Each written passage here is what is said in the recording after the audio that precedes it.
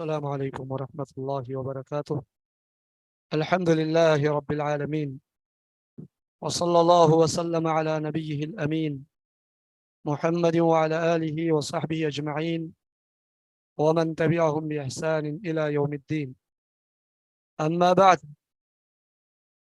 جمع کی اقسام پر ہمارا عربی گرامر کا درس جاری ہے۔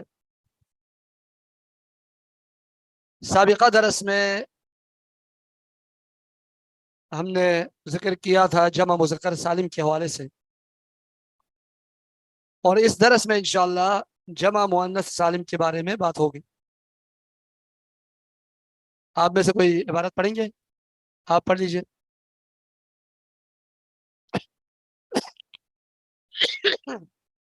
ومؤنث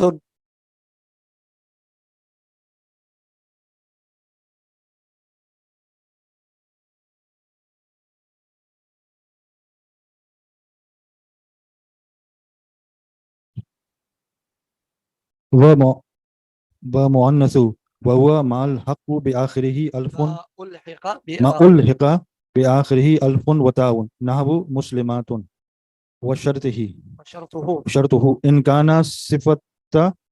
صفة وله مذكر أن يكون مذكره قد جمع بالواو والنون نحو مسلمون، وإن لم يكن له مذكر فشرطه أن لا يكون مؤنثا مجردا عن التاء كالحائض وحامل، وإن كان اسما غير صفة جمع بالألف والتاء بلا شرط كهندات، والمكسر صيغته في الثلاث كثيرة تعرف بالسماع كرجال وأفراس وفلوس، وفي غير الثلاثي على وزن فعالل وفعاليل قياسا كما عرفت في التصريف كما عرفت في التصريف.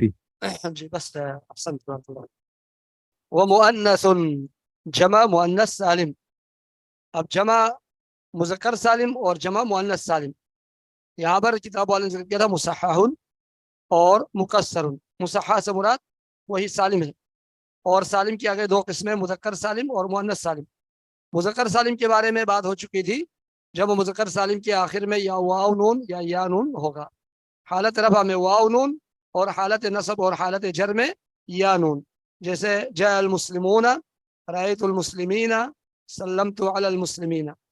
اور جمع مؤنث سالم کی مثال، پہلے اس کی تعریف جو ہے، هو ما الحق بآخره الف و تاء، یعنی ہر وہ کلمہ جس کے آخر میں ملایا گیا ہو الف اور تا کو۔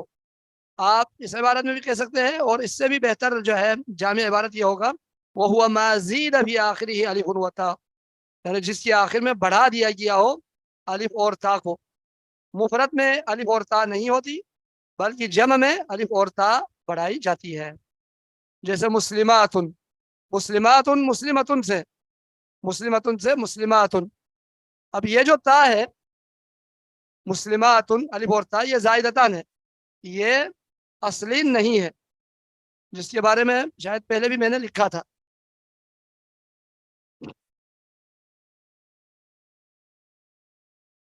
مسلمتن کی جمع مسلمات۔ جمع سالم ہم نے کہا تھا اس جمع کو کہا جاتا ہے جس کے مفرد کی حالت جمع میں برقرار رہتی ہے، خواہ وہ حروف کی شکل میں ہو یا حرکات کی شکل میں ہو۔ دونوں صورتوں میں، دونوں حالتوں میں جمع میں مفرد کی حالت سلامت رہتی ہے۔ جمع مؤنث سالم میں الف اور تا زائدتان، جمع مذکر سالم میں واو نون یا نون زائدتان۔ اس کے بارے میں بہت بات ہو چکی تھی۔ اب دیکھ لیجیے گا، مسلمتن مفرد ہے، اس کی جمع ہو گئی مسلمات۔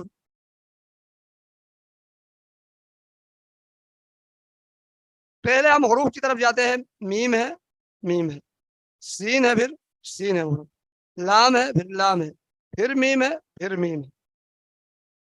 جی چل رہا جی صحیح۔ اب اس کے بعد یہ جو تا ہے، یہ تو میں نے آپ لوگوں کو پہلے بھی بتایا تھا، یہ تا جو ہے مؤنث کی علامت ہے، اور یہ تا اس کلمے کے اصل حروف میں سے نہیں ہے، یہ ایک زائد ہے، اور اس تا کو اس لیے لایا گیا ہے تاکہ مذکر اور مؤنث کے درمیان فرق کرنے کے لیے۔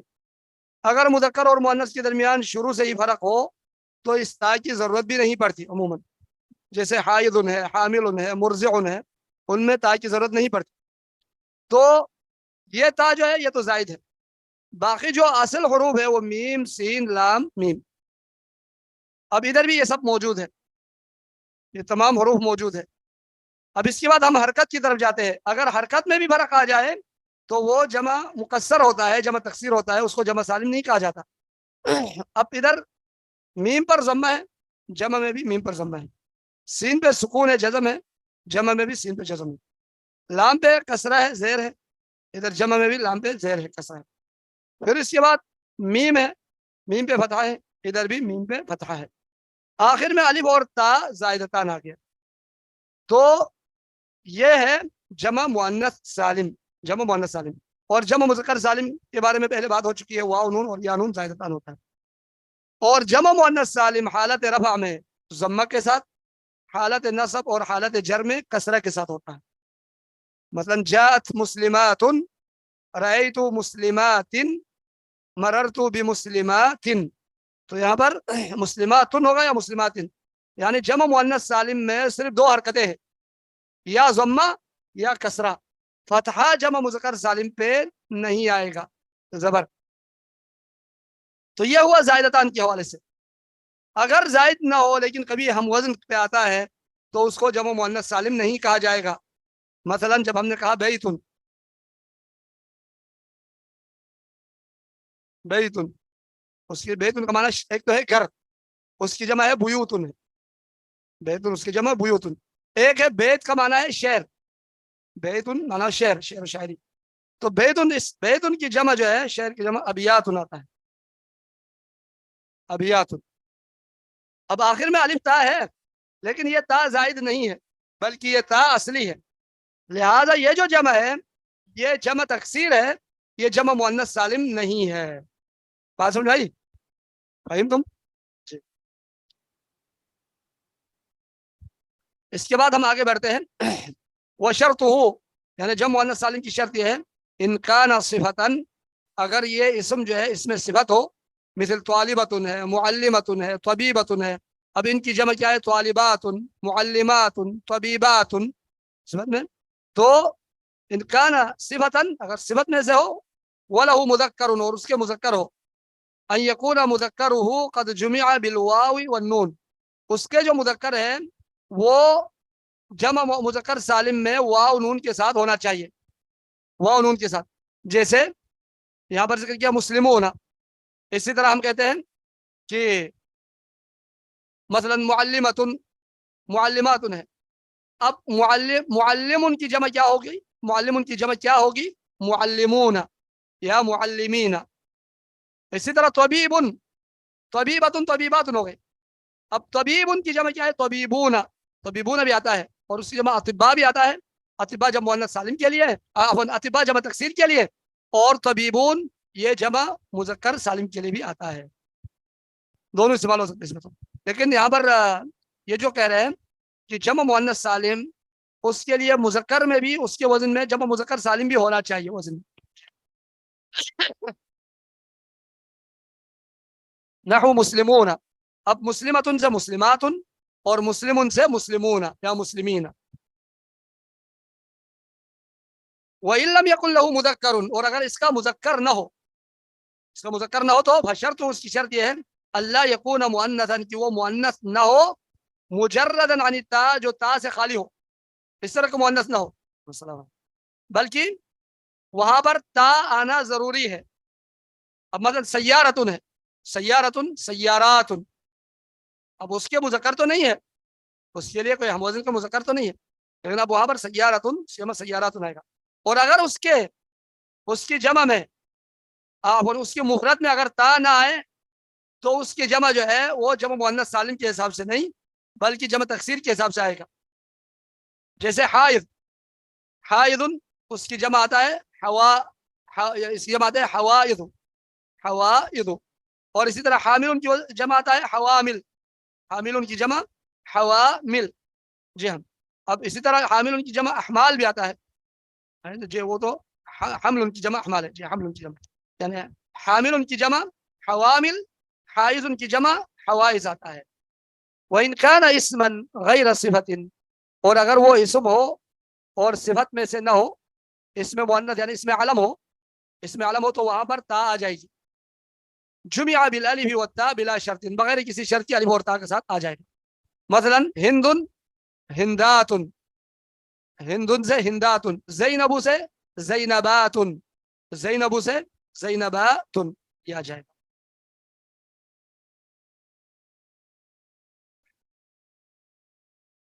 والمکسر، اور جمع تکسیر صيغته في الثلاثي كثيرة، جمع تکسیر کے جو صیغہ ہے ثلاثی میں، ثلاثی مجرد میں، یہ تو بہت زیادہ ہے بہت زیادہ ہے. اس لیے جمع تکسیر جب ثلاثی مجرد سے جمع تکسیر آتا ہے تو وہ جمع قیاسی جمع نہیں ہوتی، بلکہ وہ سماعی جمع ہے. سن کر جو ہے اس جمع کو یاد کیا جاتا ہے، اس کو ذخیرہ کیا جاتا ہے سن کر، اس کے لیے قیاسی کے حساب سے نہیں ہوگا.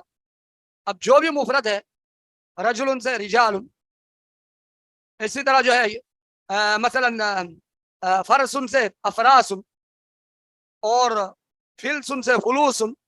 اب جو بھی اسم ثلاثی سے ہو تو اس ثلاثی کے اسم کی جمع کے لیے کوئی قیاسی یا قاعدہ کے حساب سے نہیں ہے، بلکہ اس کو ہمیں پڑھنا پڑے گا، اور پڑھ کر سن کر یعنی یہ جو جمع ہے ثلاثی کی جمع، اس کو یاد کرنا ہوگا. یعنی وہ قیاس کے حساب سے، قاعدے کے حساب سے نہیں ہوگا. والمکسر صيغته بالثلاثي كثيرة، جمع تکسیر جو ہے اس کے صیغہ ثلاثی میں بہت زیادہ ہے. تعرف بالسماع، یہ پہچانا جاتا ہے سن کر، تعرف پہچانا جاتا ہے بالسماع سن کر، سماعت سے. کرجال، اب رجال رجل کی جمع ہے، رجل اس میں ثلاثی ہے، اس کی جمع رجال ہے. افراس، افراس جمع فرس ہے، فرس گھوڑا، اس کی جمع افراس. فلوس، فلوس فلسن سے فلوس، فلسن پیسہ یعنی، اب اس کی جمع ہے فلوس. اب دیکھ لیں رجال ہے، افراس ہے، فلوس ہے، یہ تینوں جو ہے اوزان ایک دوسرے کے ساتھ مماثلت یا مطابقت نہیں رکھتی.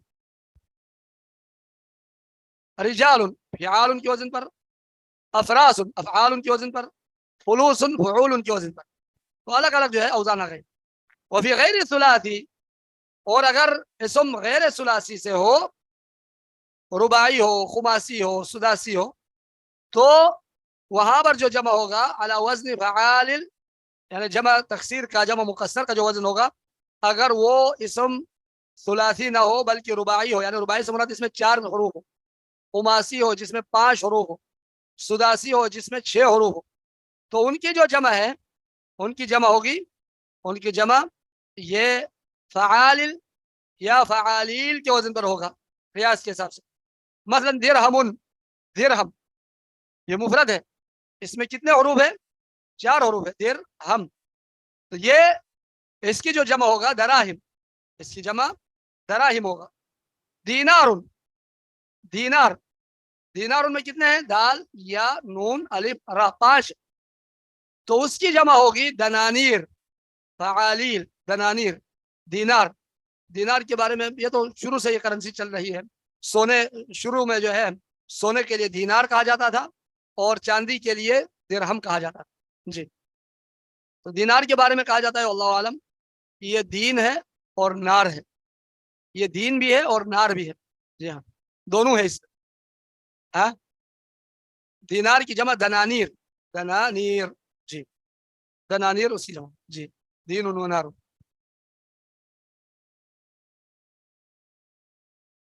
کما عرفت فی التصریف، جس طرح کہ آپ نے تصریف میں، صرف میں پہچان لیا. ثم الجمع ایضا علی قسمین، پھر جمع کی آگے 2 قسمیں ہیں. یہ مفہوم کے اعتبار سے، معنی کے اعتبار سے جمع کی آگے 2 قسمیں. جمع قلہ، جمع قلہ کسے کہتے ہیں؟ وہو ما یطلق علی العشرة فما دونها، 10 یا 10 سے کم، یعنی 3 سے لے کر 10 تک کے لیے عموماً یہ استعمال ہوتا ہے. وابنیتہ، اور اس کے جو اوزان ہے، کلمات ہے، وہ افعول، ایک افعول ہے، افعال ہے، افعلۃ ہے، اور فعلۃ ہے. افعول جس طرح کہ انفس ہے، اذرع ہے. جی ہاں، अदरुन ज़िराउन की जमा, अनफुसुन नफ्सुन की जमा, और अफ़आलुन जैसे कि अफरासुन है, अफ़आलुन अबवाबुन है, अक़फ़ालुन है, अअमालुन है, ये सब यानी अफ़आलुन के वजन पर है।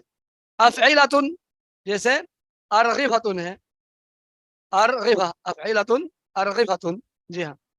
और अस्इलतुन, अस्इलतुन सुआलुन की जमा, अस्इलतुन, अर्ग़िफ़तुन रग़ीबुन की जमा।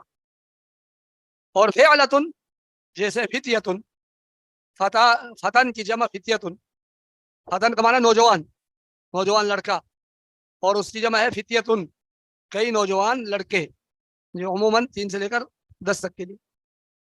इसी तरह गुलामुन से गिलमतुन, जी फतन है, फतन, फतन, फतन ये मुफरद है और उसकी जमा फ़ित्यतुन।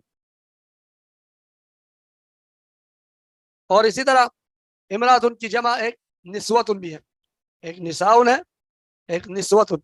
अब निस्वतुन भी फ़िअलतुन के वजन पर। और गुलामुन उसकी जमा गिलमतुन, गिलमानुन भी आता है लेकिन जमा किल्लत के हवाले से जो बात हो रही है। तो ये 4 औज़ान हो गए। और इसी तरह जो है जमा मुज़क्कर सालिम और जमा मुअन्नस सालिम के भी, जैसे वजमा सही बिदूनिल्लाह, जैसे कि ज़ैदून और मुस्लिमात, ज़ैदून ज़ैदुन की जमा ज़ैदून, और मुस्लिमातुन मुस्लिमतुन की जमा मुस्लिमातुन। ज़ैदून ये जमा मुज़क्कर सालिम की मिसाल है, और मुस्लिमात ये जमा मुअन्नस सालिम की मिसाल है। और जमा मुज़क्कर सालिम और जमा मुअन्नस सालिम ये 3 से लेकर 10 तक के लिए भी, और 10 के अलावा आगे के लिए भी इसी जमा से इस्तेमाल होता है, इसी जमा से इस्तेमाल होता है, यानी आदत जो है अगर और ज़्यादा हो। लेकिन जब तादाद के हवाले से हम जिक्र करेंगे तो जमा मुज़क्कर सालिम और जमा मुअन्नस सालिम ये 11 से लेकर 99 तक हमेशा मुफरद मंसूब जिक्र किया जाएगा, 11 से लेकर 99 तक। मतलब जा इशरून मुस्लिमन, और इसी तरह जा तिसअतुन व तिसऊन मुस्लिमन, मुफरद हो। इसी तरह मुअन्नस के लिए भी जात इशरून मुस्लिमतन, जात इशरून मुस्लिमतन, और आगे भी हम जिक्र करें जात तिसउन व तिसऊन मुस्लिमतन। तो ये जब आदत के साथ जब इस्तेमाल करेंगे हम, तो जमा का सिगा इस्तेमाल नहीं होगा, बल्कि वहां पर मुफरद का सिगा इस्तेमाल होगा। आदत मादूद के बारे में तफसीली तौर पर बात हो चुकी है, मेरे ख्याल में ये बंद हुआ है, पता नहीं क्या हुआ, आप जानते हैं?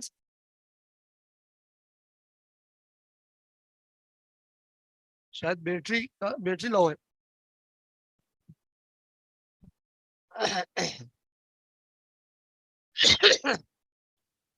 खैर है, वीडियो नहीं आ रहा है।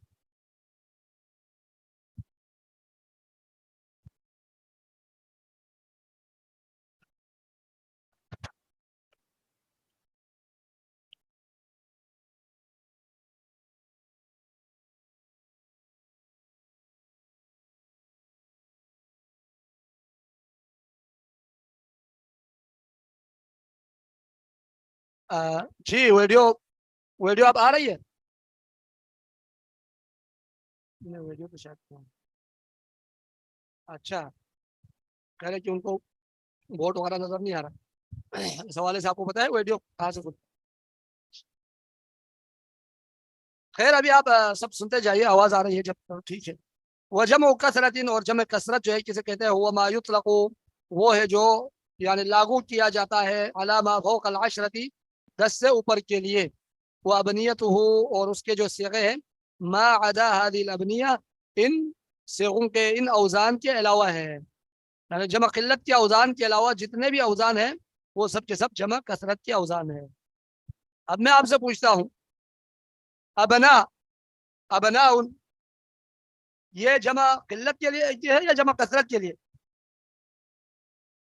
अबना किल्लत के लिए, अफ़आल उनके वजन पर है, जी अफ़आल उनके वजन पर, जी जी अफ़आल उनके वजन पर। हाँ अबना अबवाब अफ़आल, जी। और रिजाल, इसमें बैटरी लो भी कह रहा था, बैटरी लो आ रहा। रिजाल ये जमा कसरत के लिए है या जमा किल्लत के वजन है? رجال. اس میں زیادہ غور کی ضرورت نہیں, کثرت کے لیے. وہ 4 نہیں ہے, 4 کے علاوہ باقی جتنے بھی ہے سب کثرت کے لیے. جی ہاں. کتبن کثرت کے لیے, قلت کے لیے, کثرت کے لیے. جی ہاں. چلو الحمدللہ. اور جمع کے بارے میں نے تفصیلاً پہلے بھی لکھا تھا اور 2 مرتبہ بورڈ میں لکھا. اب ہم آگے بڑھتے ہیں. فصل المصدر. اب مصدر کے بارے میں. مصدر کسے کہتے ہیں؟ مصدر ہر چیز کے جو اصل ہے اس کو مصدر کہا جاتا ہے, اور وہ صرف اور صرف کسی چیز کے واقع ہونے پر دلالت کرتا ہے, زمانے کے ساتھ اس کا کوئی تعلق نہیں ہوتا. مصدر ہاں کسی بھی چیز, کسی بھی کلمات کے جو اصل ہے اس کو مصدر کہا جاتا ہے. ہاں جس سے نکلتا ہو, نکلنے کی جگہ یعنی. جی. اور مصدر اسم ہوتا ہے ہمیشہ, اور یہ مصدر ہمیشہ حدث پر دلالت کرتا ہے. حدث پر, حدث یعنی کسی کوئی واقعہ رونما ہونا, اس پر جو ہے یہ دلالت کرتا ہے. جی. کوئی سوال ہے؟ ہاں کسی واقعہ کے ہونے کے حوالے سے, یا کہ کوئی چیز جو ہے رونما ہونے کے حوالے سے اس پر دلالت کرتا ہے, یعنی کسی کام پر, کسی عمل پر دلالت کرتا ہے بغیر کسی زمانہ کے. فعل میں 2 چیزیں ہوتی ہے, ایک عمل اور ایک زمانہ. فعل میں 2 رکن ہیں, ایک عمل ایک زمانہ, جبکہ مصدر میں صرف ایک ہے, عمل ہے بس, زمانہ نہیں ہوتا اس میں. آپ اس کو عمل کہے یا اس کو حدث کہے یا واقعہ کہے, یہ معنی ہے. اب ہم آتے ہیں المصدر اسم, اور کوئی دوسرا پڑھیں گے عبارت؟ پڑھ لیجیے, پڑھ لیجیے, پڑھ لیں. ٹھیک ہے.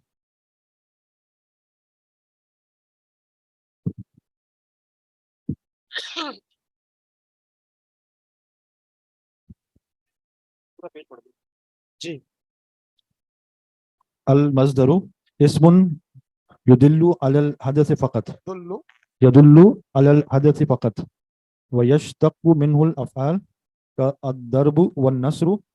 مثلا کا جب آپ وہ کریں گے نا تو بہتر یہ ہو كالضرب.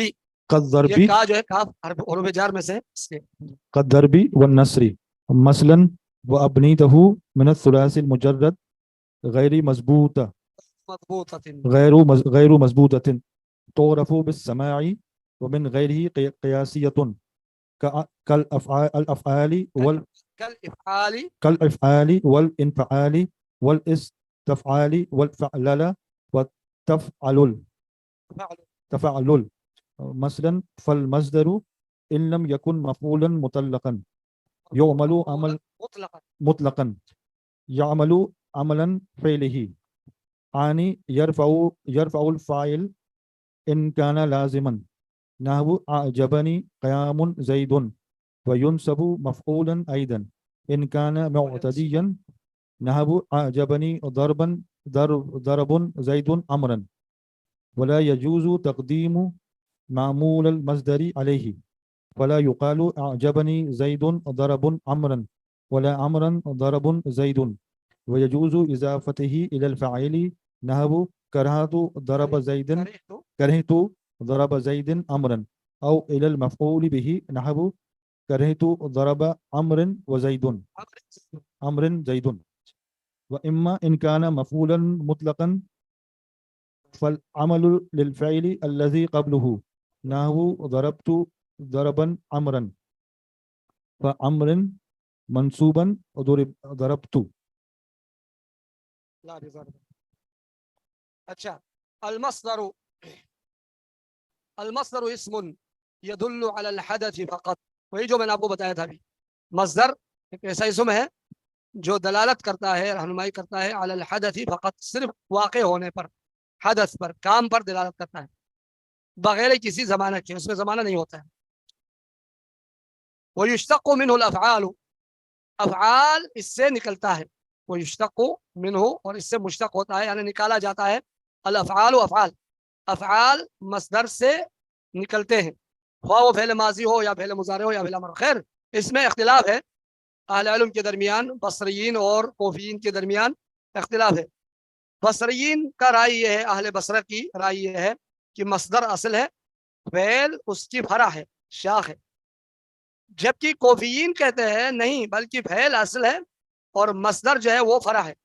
لیکن اس میں جو راجح ہے وہ بصریین کی رائے کو علماء نحو نے ترجیح دی ہے اور مصدر اصل ہے اور اس کے بعد جو بھی نکلتا ہے افعال وغیرہ وہ سب کے سب وہ اس کے مشتق میں سے ہے, اس سے نکلا ہوا ہے.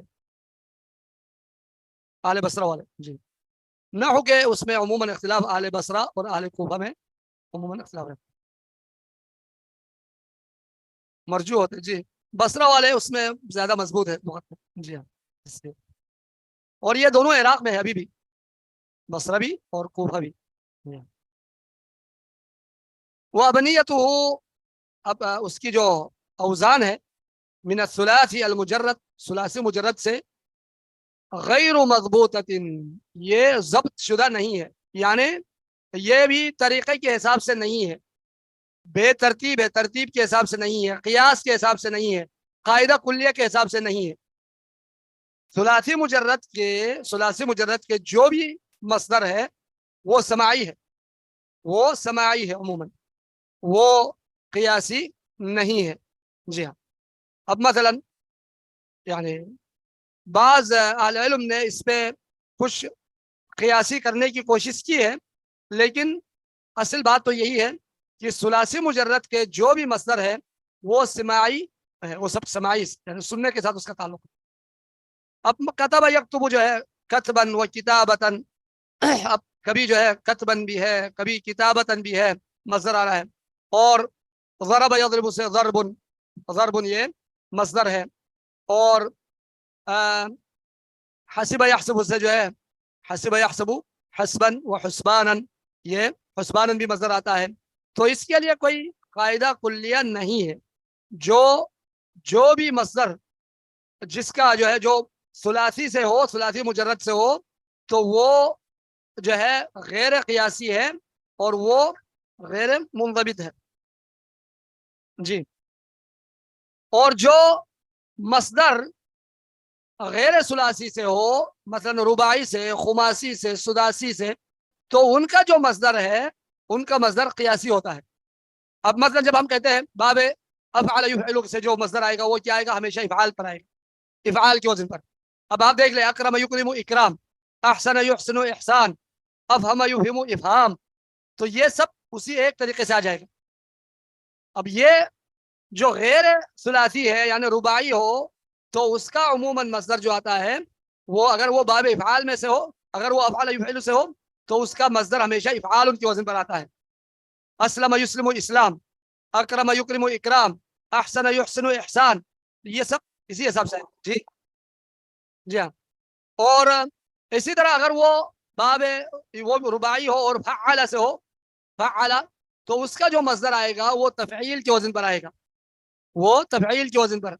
جیسے فعل یفعل تفعیل, صرف یصرف تصریف, بدل یبدل تبدیل, حول یحول تحویل, قلب یقلب تقلیب, تو یہ سب تفعیل کے وزن پر آتا ہے جی ہاں. اور اسی طرح اگر وہ پھیل سداسی میں سے ہو, سداسی یعنی جس میں 6 کلمات ہو, تو اس کا جو مصدر ہے وہ استفعال کے وزن پر آتا ہے, استفعال کے وزن پر. اگر وہ یعنی وہ استفعل یستفعل سے ہو, تو اس کا ہمیشہ کس وزن پر آتا ہے, استفعال کے وزن پر. جیسے استخرج یستخرج استخراج, استغفر یستغفر استغفار, استقبل یستقبل استقبال, اس طریقے سے جو ہے وہ ہمیشہ باب استفعال کے وزن پر آتا ہے. تو جو قیاسی مصدر ہوتا ہے وہ آسان ہوتا ہے ہمارے لیے, وہ آسان ہوتا ہے کیونکہ قیاسی ہے, ایک قاعدہ کے حساب سے آ رہا ہے.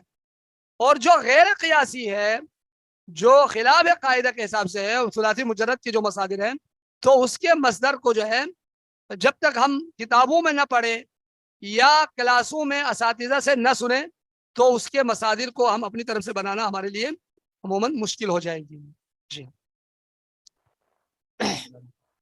وابنیتہ من الثلاثی المجرد غیر مضبوطہ, یعنی یہ یعنی منظم نہیں ہے, غیر ثلاثی یا ثلاثی مجرد کی جو مصدر ہے وہ منظم نہیں ہے. تعرف بالسماع, اس مصدر کے جو اوزان ہے وہ سماعت کے حساب سے پہچانا جاتا ہے, سننے کے اعتبار سے. من غیرہ قیاسیہ, اور ثلاثی مجرد کے علاوہ باقی جو افعال ہے, باقی جو کلمات ہے, اگر وہ رباعی ہو، خماسی ہو، سداسی ہو تو ان کے مصادر قیاسی مصادر ہے، اصول کے مطابق جو ہے آنے والے مصادر ہیں، اور ثلاثی مجرد کے جو مصادر ہیں وہ غیر اصولی مصادر ہے، قاعدے کے حساب سے نہیں ہے، اصول کے حساب سے نہیں، بلکہ وہ سماع کے حساب سے. کل افعال، جیسے افعال یفعل افعال،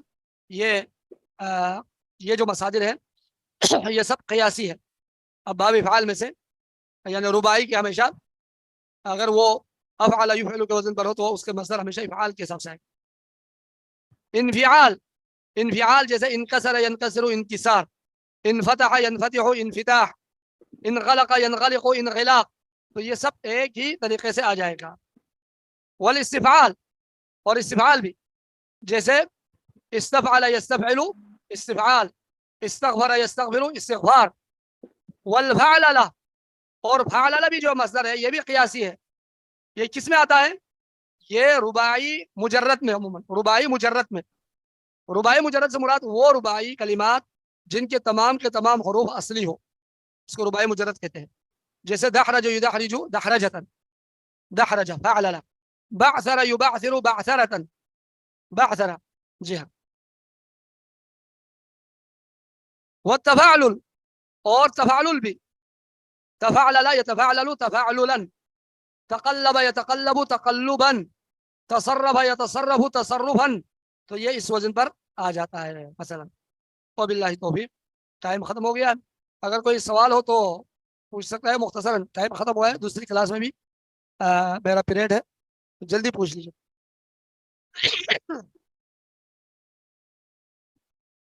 جی سمجھ میں آ گیا؟ الحمدللہ.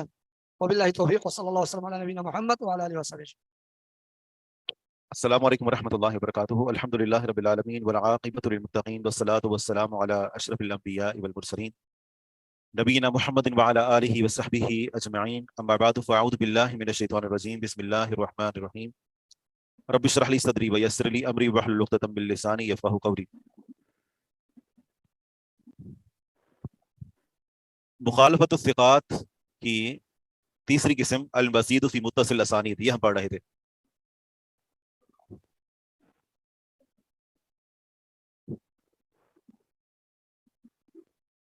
الاعتراضات الواردۃ علی ادعاء وقوع الزیادہ.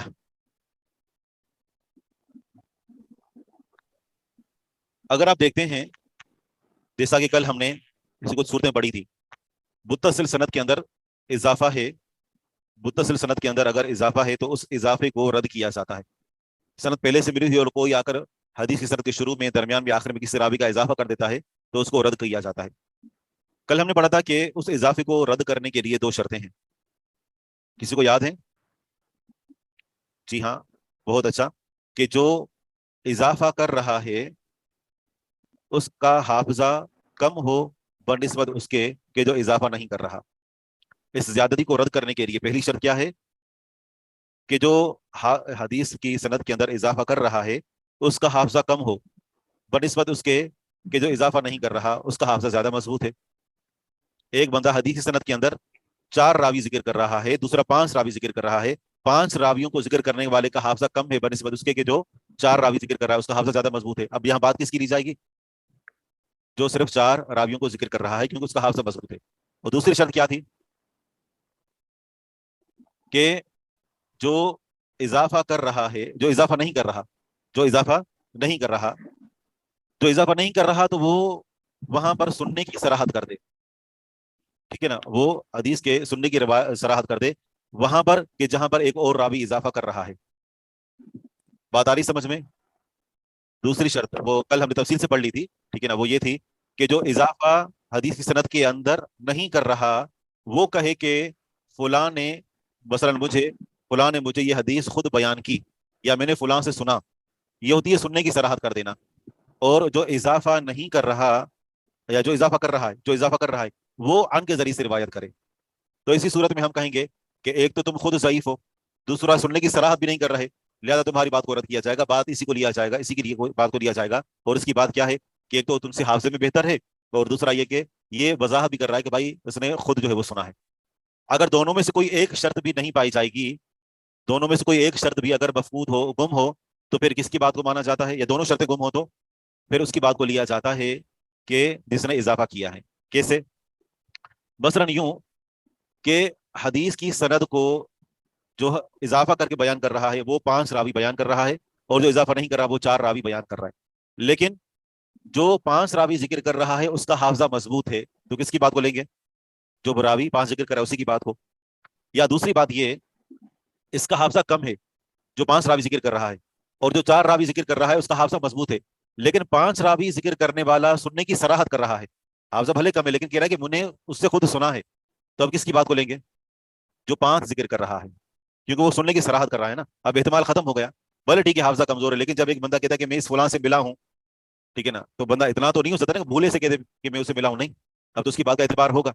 تو مانا یہ ہوگا کہ وہاں ابھی کس کو ہوا ہے؟ اس کو ہوا ہے کہ جس کا حافظہ مضبوط ہے، کیونکہ وہ عن کے ذریعے سے روایت کر رہا ہے. جی ہاں، بہرحال یہ دونوں شرطیں اگر پائی جاتی ہیں، یا دونوں میں سے ایک شرط بھی جو ہے وہ، یعنی اگر دونوں شرطیں مفقود ہیں یا دونوں میں سے ایک شرط بھی مفقود ہے، تو اسی صورت میں جو زیادتی ہے اس کو قبول کیا جائے گا. اب اعتراض یہ وارد ہوتا ہے، اعتراض پر توجہ دیں.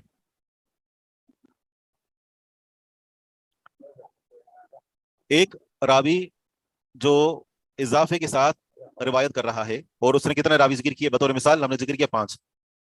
دوسرا راوی جو 4 ذکر کر رہا ہے، حافظہ اس کا مضبوط ہے.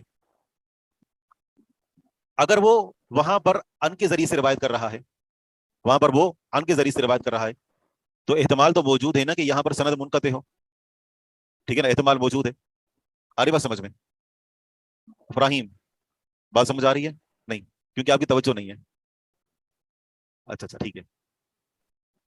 مثلا آپ ایک بات کہتے ہیں، اور آپ کہتے ہیں کہ مجھے ان تینوں افراد نے بتایا، اور آخری بندہ کہتا ہے کہ میں نے اس کو خبر دی.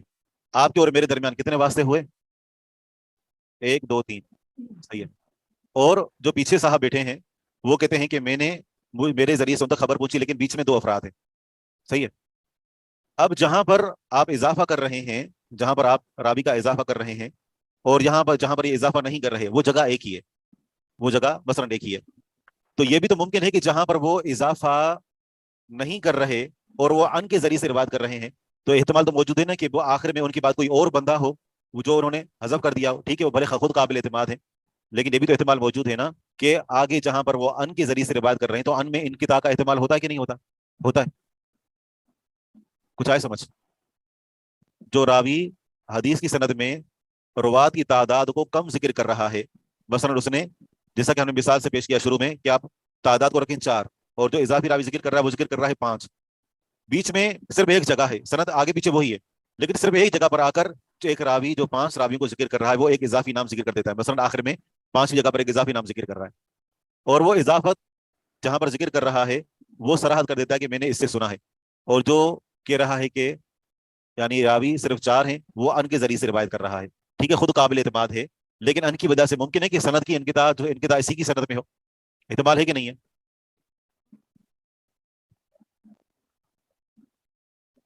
اگر ہم کل والی مثال کو اپنے سامنے رکھیں جو ہم نے کل بورڈ پر لکھی تھی،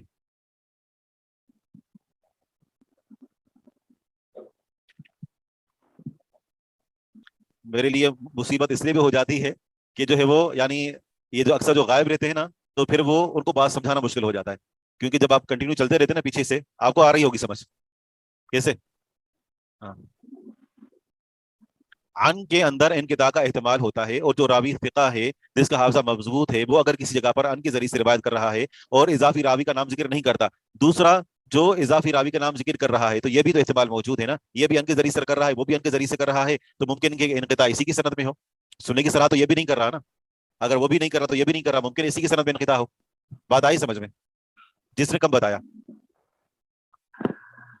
نہیں، یہاں پر اعتراض ہوگا کہ انقطاع تو اس کی سند میں ہے، احتمال موجود ہے، لہذا کس کی بات لی جائے؟ جس کا حافظہ کم ہے وہ بھی ان کے ذریعے سے روایت کر رہا ہے. اگر کوئی بندہ مثال کے طور پر کہتا ہے کہ 4 بندوں نے خبر دی، ممکن ہے 5ویں کا نام وہ بھول گیا ہو، لیکن جو 5 ذکر کر رہا ہے، مانا 5 یاد ہیں، تبھی تو 5 کا نام ذکر کر رہا ہے نا یہ.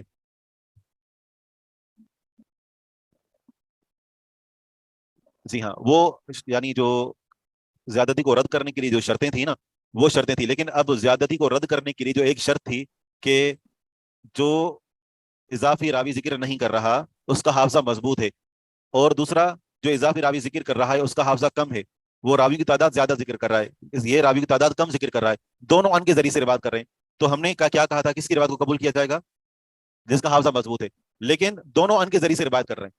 تو یہاں پر احتمال موجود ہے نا کہ یہ بھی بندہ حافظہ بھلے اس کا مضبوط ہے لیکن یہ ان کے ذریعے سے روایت کر رہے ہیں، صراحت تو اس نے بھی نہیں کی، تو ممکن ہے کہ اس کی سند میں انقطاع ہو. جو بندہ 5 نام لے رہا ہے مانا 5 اس کو یاد ہے نا، جو بندہ 4 نام لے رہا ہے تو احتمال ہے کہ اس کو 5واں یاد نہ رہا ہو. ہاں تو یہاں پر یہ اعتراض ہو سکتا ہے نا. ٹھیک ہے، کل جو ہم نے کہا تھا کہ زیادتی کو رد کرنے کے لیے 2 شرطیں ہیں، تو ان شرطوں پر اعتراض ہے. کیا آپ نے کہا تھا کہ ایک بندہ حافظہ مضبوط ہے، راویوں کی تعداد کم ذکر کر رہا ہے، دوسرے کا حافظہ کمزور ہے، راویوں کی تعداد زیادہ ذکر کر رہا ہے، تو کس کی تک بات کو لیا جائے گا؟ جس کا حافظہ مضبوط ہے. اعتراض یہ ہے حافظہ بھلے اس کا مضبوط ہے لیکن یہ بھی تو احتمال ہے نا کہ یہ بھی ان کے ذریعے سے روایت کر رہا ہے، وہ بھی ان کے ذریعے سے روایت کر رہا ہے، ان کے تو اسی کی سند میں ہو، اس کو 4 نام یاد ہیں، اس کو 5 نام یاد ہیں. ٹھیک ہے جی ہاں، اعتراض ہو سکتا ہے نا یہ. نہیں ایسا نہیں ہے، اگر فقہ روایت کرتا ہے ہاں تو ان کے ذریعے سے روایت کرتا ہے، اس کو لیا جاتا ہے. جی ہاں، اللہ کہ مدلس ہو. جی ہاں جی ٹھیک ہے. تو ہم کہیں گے کہ واقعی میں آپ کی بات قابل اعتبار ہے. ممکن ہے کہ جس کا حافظہ مضبوط ہے اور وہ ان کے ذریعے سے روایت کر رہا ہے، راویوں کی تعداد اس نے 4 ذکر کی ہے. آپ نے جو اعتراض کیا نا کہ ممکن اس کی سند میں انقطاع ہو، تو انقطاع ہو سکتا ہے، یہ بات آپ کی ٹھیک ہے. دوسرا جو اعتراض تھا وہ یہ تھا کہ ایک شخص، ہم نے یہ کہا تھا کہ اگر 2 راوی ہیں اور ایک راوی تعداد زیادہ ذکر کر رہا ہے اور دوسرا تعداد کم ذکر کر رہا ہے، ٹھیک ہے نا، لیکن وہ جو تعداد جو ہے وہ کم ذکر کر رہا ہے وہ سننے کی صراحت کر رہا ہے. دوسری جو بات ہم ذکر کی تھی وہ سننے کی صراحت کر رہا ہے. تو ہم نے کہا تھا کہ کس کی بات کو لیا جائے گا؟ جو سننے کی صراحت کر رہا ہے، راوی کی تعداد کم ذکر کی ہے اس نے. یا اعتراض یہ ہو سکتا ہے کہ ممکن ہے، احتمال موجود یوں ہے کہ جس نے تعداد کم ذکر کی، پہلے اس نے ایک شخص سے وہ حدیث سنی، پہلے اس نے ایک شخص سے حدیث سنی اور اس نے اس کے اوپر والے سے حدیث سنی. ٹھیک ہے نا، مثال کے طور پر آپ اس کو یوں مثال سمجھ سکتے ہیں کہ مثلا میرے 2 شاگرد ہیں، ٹھیک ہے نا، جس طرح آپ 2 میرے سامنے بیٹھے ہیں اور میں آپ کو کہتا ہوں کہ مجھے یہ حدیث بیان کی میرے استاد شیخ عبداللہ ناصر رحمانی صاحب نے، ٹھیک ہے، اور شیخ عبداللہ ناصر رحمانی کے استاد ہیں حاکم الدین، ٹھیک ہے نا، وہ کہتے ہیں کہ مجھے یہ حدیث بیان کی شیخ حاکم الدین نے. ٹھیک ہے، یہاں تک بات سمجھ آ گئی. اچھا پھر یہ ہے کہ جب آپ دونوں حدیثیں بیان کرتے ہیں تو آپ نے اسی طریقے سے ذکر کیا کہ میں نے آپ کو ایک حدیث بیان کی اور آپ اس کو روایت کرتے ہیں شیخ عبداللہ ناصر رحمانی صاحب سے، اور روایت کرتے ہیں وہ اپنے استاد حاکم الدین سے.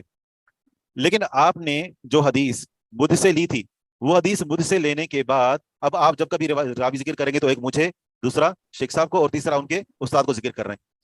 آپ نے کیا کیا کہ آپ نے بھی پہلے مجھ سے وہ حدیث سنی، لیکن کلاس سے اٹھنے کے بعد آپ نے شیخ صاحب سے وہ براہ راست حدیث سنی، پہلے مجھ سے سنی بعد میں شیخ صاحب سے براہ راست سنی. تو آپ ظاہری باتیں کیسے روایت کریں گے؟ یہ حدیث مجھے بیان کی شیخ صاحب نے اور انہوں نے اس حدیث کو روایت کیا اپنے استاد سے، تو راوی کی تعداد آپ کے پاس کم ہو گئی. تو یہ بھی تو ممکن ہے نا کہ آپ نے پہلے مجھ سے سنی ہو اور بعد میں کسی اور سے سنا ہو اور اس کو حذف کر دیا ہو. آپ نے مجھ سے سنا اور آپ نے میرا نام لیا، آپ نے پہلے مجھ سے سنا، آپ نے پھر اس کے فوراً بعد شیخ صاحب سے وہی حدیث سنی، تو آپ نے مجھے حذف کر دیا.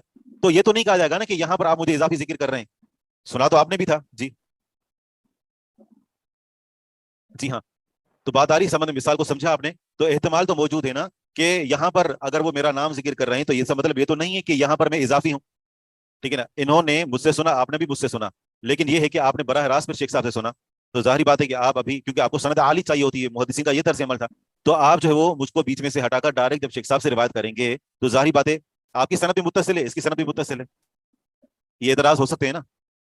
کل ہم نے کہا تھا کہ سننے کی صراحت آپ بھی کر رہے ہیں، سننے کی صراحت یہ بھی کر رہے ہیں، ٹھیک ہے نا. تو یہ بھی ممکن ہے کہ آپ نے پہلے مجھ سے سنا، بعد میں کسی اسی سے میرے استاد سے سنا.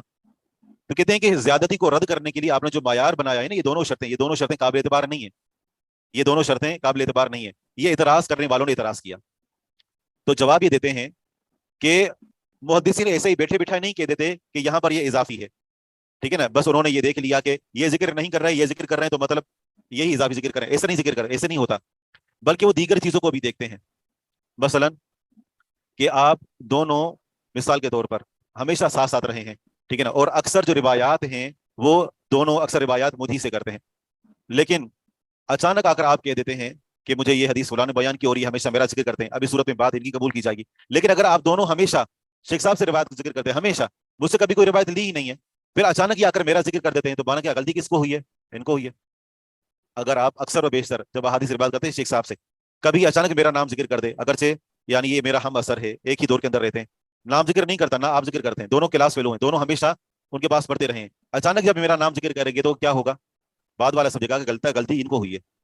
تو کہنے کا مقصد یہ ہے کہ یہ دونوں اعتراضات اپنی جگہ پر رکھے جائیں گے, لیکن محدثین کسی حدیث کی سند میں زیادتی کا حکم اسی صورت میں لگاتے ہیں کہ جب ان کو وہاں پر شبہ ہوتا ہے. یہ نہیں کہ دو سندیں دیکھیے, ایک کم ہے ایک زیادہ, تو کہیں زیادہ والی ضعیف ہے, ایسا نہیں کہتے, بلکہ کچھ چیزوں کو دیکھتے ہیں وہ. مثلا یہ جس راوی کا نام ذکر کر رہے ہیں بیچ میں, وہ اس ملک کے اندر ہے ہی نہیں, ٹھیک ہے نا, تو یہاں پر احتمال ہوگا نا کہ یہاں پر آپ دونوں اکٹھے رہیں, دونوں ہمیشہ ساتھ ساتھ رہیں. یہ کسی ایسے بندے کا نام لے رہا ہے جو اس دور کے اندر تو موجود تھا, لیکن نہ وہ بندہ یہاں پر آیا نہ یہ وہاں پر گئے. جی ہاں, بس اوقات لقاء تو کچھ اور چیزوں کو دیکھا جاتا ہے.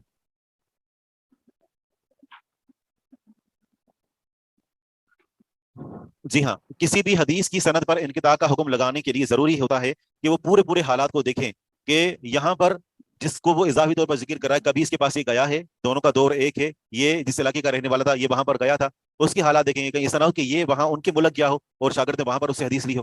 تو ہر ایک چیز کو انتہائی باریک بینی کے ساتھ دیکھتے ہیں. الاعتراضات الواردۃ علی ادعاء وقوع الزیادہ, اعتراضات جو زیادتی کے واقع ہونے کے دعویٰ پر کی جا سکتے ہیں. اگر ایک شخص راویوں کی تعداد 5 ذکر کر رہا ہے اور وہ اضافی راوی ذکر کر رہا ہے, اگر کوئی بندہ کہے کہ یہ متصل سند کے اندر اضافہ ہے, یہ زیادتی کا جو دعویٰ کر دیتا ہے, تو اس زیادتی پر اعتراضات یعترض, اعتراضات کیے جاتے ہیں علی ادعاء وقوع زیادت, زیادتی کے واقع ہونے کے دعوے پر. اگر کوئی بندہ کہے کہ اس حدیث کی سند کے اندر زیادتی واقع ہوئی ہے, یہ بندے نے دعویٰ کر دیا, تو اس کے اوپر 2 اعتراضات واقع ہوتے ہیں. ہما, وہ دونوں یہ ہیں. پہلا اعتراض یہ ہے, ان کان الاسناد الخالی عن الزیادۃ بحرف عن فی موضع زیادۃ فینبغی ان یجعل منقطعا. ان کان الاسناد الخالی عن الزیادہ, اگر وہ سند جو زیادتی سے خالی ہے, وہ سند جو زیادتی سے خالی ہے, مثلا جس کے بارے میں ہم نے کہا کہ اس میں راوی کی تعداد 4 ہے, اگر وہ سند حرف عن کے ساتھ ہے, فی موضع زیادت, زیادتی کے مقام پر, ایک راوی جو 5 راویوں کو ذکر کر رہا ہے وہ بھی ان سے روایت کر رہا ہے, آخر میں ایک راوی اضافی ذکر کر رہا ہے, ٹھیک ہے نا, اور یہ جو راوی کی تعداد کم ذکر کر رہا ہے اس زیادتی کے موقع پر یہ بھی ان سے روایت کر رہا ہے, ٹھیک ہے. تو کہتے ہیں کہ اعتراض یہ ہو سکتا ہے, فینبغی ان یجعل منقطعا, تو لائق تو یہ ہے کہ اس کو منقطع قرار دیا جائے, کیونکہ تعداد اس نے کم ذکر کی ہے اور روایت بھی ان سے لی ہے. بھلے یہ ثقہ ہے, بھلے قابل اعتبار ہے, لیکن راویوں کی تعداد اس نے کم ذکر کی ہے اور ان کے ذریعے سے روایت کی ہے, تو اب اعتراض اس کی روایت پر ہونا چاہیے. اس مسکین کو کیوں کہہ رہے ہیں کہ اس نے 5 راوی ذکر کیے تو لہذا اس کی سند میں زیادتی ہے, ان کے ذریعے سے یہ بھی روایت کر رہا ہے, ان سے وہ بھی روایت کر رہا ہے, صراحت کسی نے بھی نہیں کی. کم از کم اتنا تو ہے نا, وہ بندہ زیادہ نام لے رہا ہے, اس نے تو نام بھی لیا, اعتراض تو اس پر ہونا چاہیے کہ اس کی روایت کو قبول نہ کیا جائے اور یہ کہا جائے کہ اس کی سند منقطع ہے, ٹھیک ہے. یہ اعتراض ہے. دوسرا اعتراض یہ ہے, وَإِن كَانَ مُصَرَّحًا فِيهِ بِالسَّمَاعِ, جیسا کہ میں نے آپ کو مثال دی کہ اگر آپ مثلا شیخ صاحب سے ایک روایت کرتے ہیں, اس میں سننے کی صراحت کر دیتے ہیں, وَإِن كَانَ مُصَرَّحًا فِيهِ بِالسَّمَاعِ, اگر وہ سند زیادتی سے خالی ہے, اگر اس کے اندر سننے کی صراحت موجود ہے, احتمل, تو اس میں احتمال تو یہ بھی موجود ہے, ان یکون سمعہ من رجل عنہ اولا, یہ کہ انہوں نے, اس نے سنا ہو, من رجل, ایک شخص سے, عنہ, اور اس نے سنا ہو اس سے. جس طرح میں نے آپ کو کہا کہ اس میں احتمال موجود ہے کہ پہلے آپ نے مجھ سے سنا ہو اور میں نے پھر شیخ صاحب سے سنا, ثم سمعہ منہ مباشرۃ, پھر انہوں نے براہ راست اس سے سنا, ٹھیک ہے نا. تو پھر ظاہری بات ہے کہ ابھی آپ مجھ کو بیچ میں سے ہٹا دیں گے اور آگے سے روایت کریں گے, تو یہاں پر زیادتی نہ ان کی سند میں ہے نہ آپ کی سند میں انقطاع ہے, ٹھیک ہے نا. ان کی سند میں بھی ہم کہیں گے زیادتی نہیں, کیونکہ انہوں نے مجھ سے سنا اور آگے میں نے اپنے استاد سے سنا. وَيُمْكِنُ أَن يُجَابَ عَنْ ذَلِكَ بِمَا يَلِيهِ, ممکن ہے کہ ان باتوں کا مندرجہ ذیل جواب دیا جائے. پہلے اعتراض کا جواب, اما الاعتراض الاول, جہاں تک پہلے اعتراض کا تعلق ہے, فهو كما قال المعترض, تو وہ ایسے ہی ہے جیسا کہ معترض نے کہا.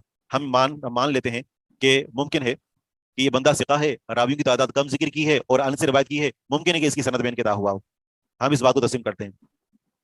وَأَمَّا الاعتراض الثانی, جہاں تک دوسرے اعتراض کا تعلق ہے کہ پہلے اپنے استاد سے سنا, پھر استاد کے استاد سے سنا اور بعد میں براہ راست استاد سے سنا, تو اس بیچارے پر کیوں اعتراض کریں گے, ٹھیک ہے نا, کہ اس کی سند کے اندر اضافہ ہے, ٹھیک ہے. تو کہتے ہیں وہ عمل اعتراض الثانی, جہاں تک دوسرے اعتراض کا تعلق ہے, فالاحتمال المذکور فیہ ممکن, یہ احتمال ممکن ہے ایسا ہوا ہو, لیکن العلماء, لیکن جو علماء ہیں نا, لا یحکمون علی الزیادۃ بانها وہم, کہ وہ زیادتی پر وہم کا حکم نہیں لگاتے. ہر جگہ پر جہاں انہوں نے زیادتی دیکھی کہ ایک راویوں کی تعداد کم ذکر کر رہا ہے, دوسرا زیادہ ذکر کر رہا ہے, انہوں نے کہا کہ اس کو وہم ہوا ہے, نہیں, کسی کے اوپر وہم کا حکم نہیں لگاتے, الا مع قرینۃ تدل علیہ, مگر کسی اشارے کے ساتھ جو اس کے ساتھ ملا ہوا ہو. مثلا یہ ہمیشہ روایت کرتے ہیں شیخ صاحب سے, اچانک کبھی میرا نام لے لیا تو ظاہری بات اضافہ سمجھا جائے گا. مثال کے طور پر احمد بن ابی طالب، احمد طالب جو کہ مسجد نبی کے امام ہے، مثال کے طور پر وہ کبھی پاکستان کے اندر نہیں آئے. آپ ابھی روایت کریں گے ان سے، اگرچہ ایک ہی دور ہے، لیکن کبھی نہ آپ ان کی سے ملاقات ہوئی، نہ وہ کبھی پاکستان میں، نہ کبھی آپ سعودی کے اندر گئے کبھی حج عمرے کے لیے. اچھا ٹھیک ہے، تو مطلب ابھی سن کر آ گئے. اچھا تو پھر یہ ہے کہ نہ کبھی، ہاں تو مطلب یہ ہے کہ نہ کبھی وہ یہاں پر آئے، مثال تو بنا یہ کبھی وہاں پر گئے اور پھر اچانک ان کا نام ذکر کر دیتے ہیں، عبد الرحمن سدیس کا نام ذکر کر دیتے ہیں. ٹھیک ہے نا، تو ظاہری بات ہے کہ اس صورت میں کہا جائے گا کہ یہ ہمیشہ پاکستان کے اندر پڑھتے رہے ہیں، اسکولوں کے اندر دھکے کھاتے رہے، بروج میں آتے رہے. عبد الرحمن سدیس کا بروج آئے، اور یہ کب جو ہے وہ جا کر انہوں نے عبد الرحمن سدیس سے ملاقات کی. ان سے ملاقات کرنا اتنا آسان تو نہیں ہے، ان کو ہم نے بھی دور سے دیکھا. ممکن ہے یوٹیوب پر سناؤ. ہاں اس وقت یوٹیوب کا نام ذکر کرنا ضروری ہے. اشہر المصنفات فی، اس مسئلے میں مشہور ترین تصنیفات. جی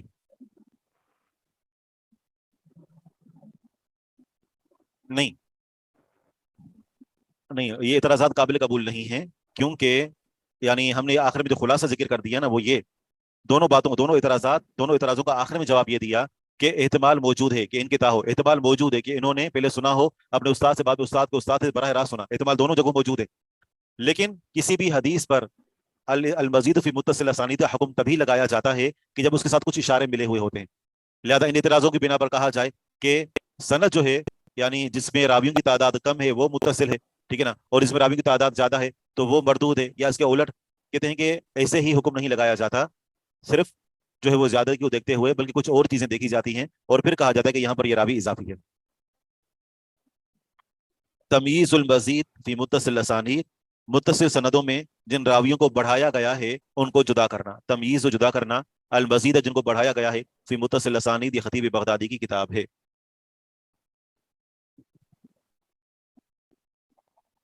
المسترب،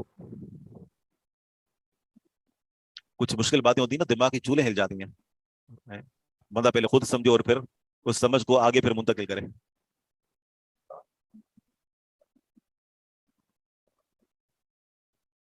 اچھا مدارسی طلباء کو نا سمجھانے میں اتنی دقت نہیں ہوتی.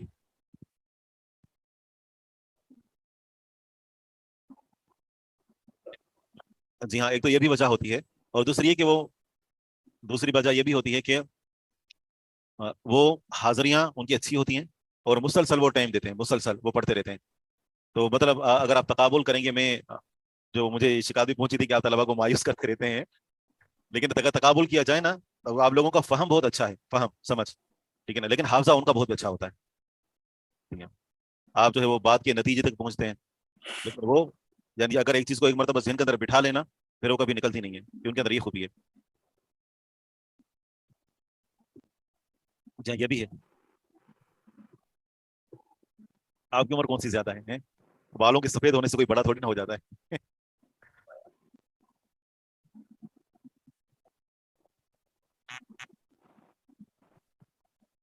آپ نے بہت اچھا سمجھایا، جزاکم اللہ خیرا. شیخ ہم دنیا والے لوگ پھر بھی دین کے لیے ٹائم نکال لیتے ہیں، ورنہ ہم تو مصدق ہو جائیں پورے کے پورے.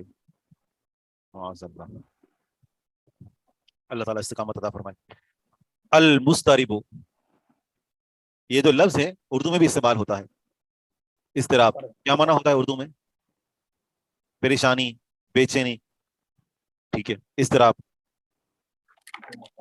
تو یہ زیادت الثقات یا مخالفت الثقات کی چوتھی قسم ہے، مخالفت الثقات کی چوتھی قسم ہے مضطرب، پریشانی. احادیث اس طریقے پر وارد ہوں کہ دونوں احادیث کے درمیان تطبیق کرنا، جمع کرنا، ٹھیک ہے نا، ممکن نہ ہو. یہ آپ پڑھ چکے ہیں، آپ سے سوال ہے کہ اگر آپ کو دو باہم متعارض احادیث نظر آتی ہیں تو اس کتاب کے اندر ان دونوں احادیث کے حوالے سے کون سے اقدامات کرنے ہوں گے، یہ آپ پڑھ چکے ہیں. سب سے پہلے کیا کرتے ہیں؟ اگر دو حدیثوں کے اندر آپس میں اضطراب، پریشانی، اختلاف نظر آتا ہے تو سب سے پہلے دونوں حدیثوں کو جمع کرنے کی کوشش کرتے ہیں. مثلا کوئی مثال ہے کہ دو حدیثوں میں تعارض ہو اور دونوں میں جمع کیا گیا ہو؟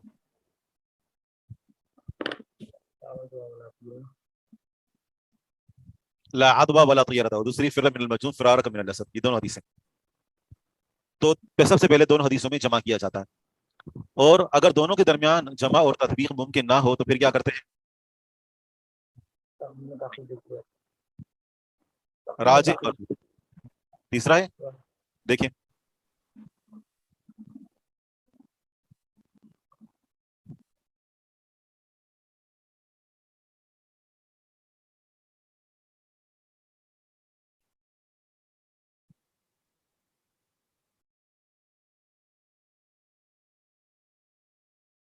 جی ہاں، کہتے ہیں کہ اگر دونوں احادیثوں کے درمیان جمع کرنا ممکن نہ ہو، صفحہ نمبر میرے پاس 72 ہے، تو بہرحال آپ کی بات ٹھیک ہے کہ اگر ناسخ اور منسوخ معلوم ہو تو پھر صورت میں ناسخ اور منسوخ کو اپنایا جاتا ہے۔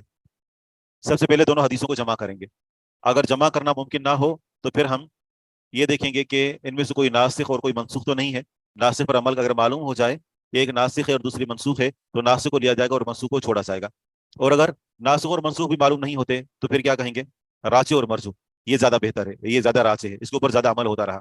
اور اگر راجح اور مرجو بھی معلوم نہ ہو تو پھر توقف، وقوف نہیں، توقف، اس پر عمل کرنے سے توقف اختیار کریں گے یہاں تک کہ واضح ہو جائے۔ اب ہمارے ہاں اب جو صورت ہے نا وہ اس طرح پایا جاتا ہے کہ ہر ثقہ دوسرے ثقہ کی مخالفت کر رہا ہے۔ مخالفت اتفاقات کی چوتھی صورت یہ ہے کہ ہر ثقہ راوی روایت بیان کرتے ہوئے دوسرے راوی کی مخالفت کر رہا ہے، اس وجہ سے احادیث کے اندر اس طرح پایا جاتا ہے، ہر ثقہ دوسرے کی مخالفت کر رہا ہے۔ اگر 5 ثقہ ہیں، پانچوں نے حدیث کو روایت کیا مختلف صحابہ کرام سے، اب کس کی بات کو لیا جائے؟ ٹھیک ہے، تو یہ اس طرح کے اندر کچھ اس طرح کی باتیں آئیں گی۔ المسترب لغتاً هو اسم فاعل، مسترب یہ لغت میں اسم فاعل ہے۔ استرب یسترب استرابا فهو مسترب، باب افتعال سے۔ وهو اختلال الامر، استراب سے لیا گیا ہے اور اس کا معنی ہے کسی معاملے میں خلل کا واقع ہو جانا، و فساد نظامی ہی، اور اس کی ترتیب، اس کے نظام کا بگڑ جانا۔ استراب کا معنی ہوتا ہے کسی معاملے کے اندر خلل واقع ہو جانا اور کسی معاملے کے نظام، کسی معاملے کی ترتیب، اس کے اندر بگاڑ کا پیدا ہو جانا۔ وَأَصْلُهُ مِنْ اضطراب الموج، یہ لفظ اضطراب لیا گیا ہے اضطراب الموج سے، موجوں کا مضطرب ہونا، موجوں کا پریشان ہونا، سمندر کی موجیں۔ یہ کب بولا جاتا ہے؟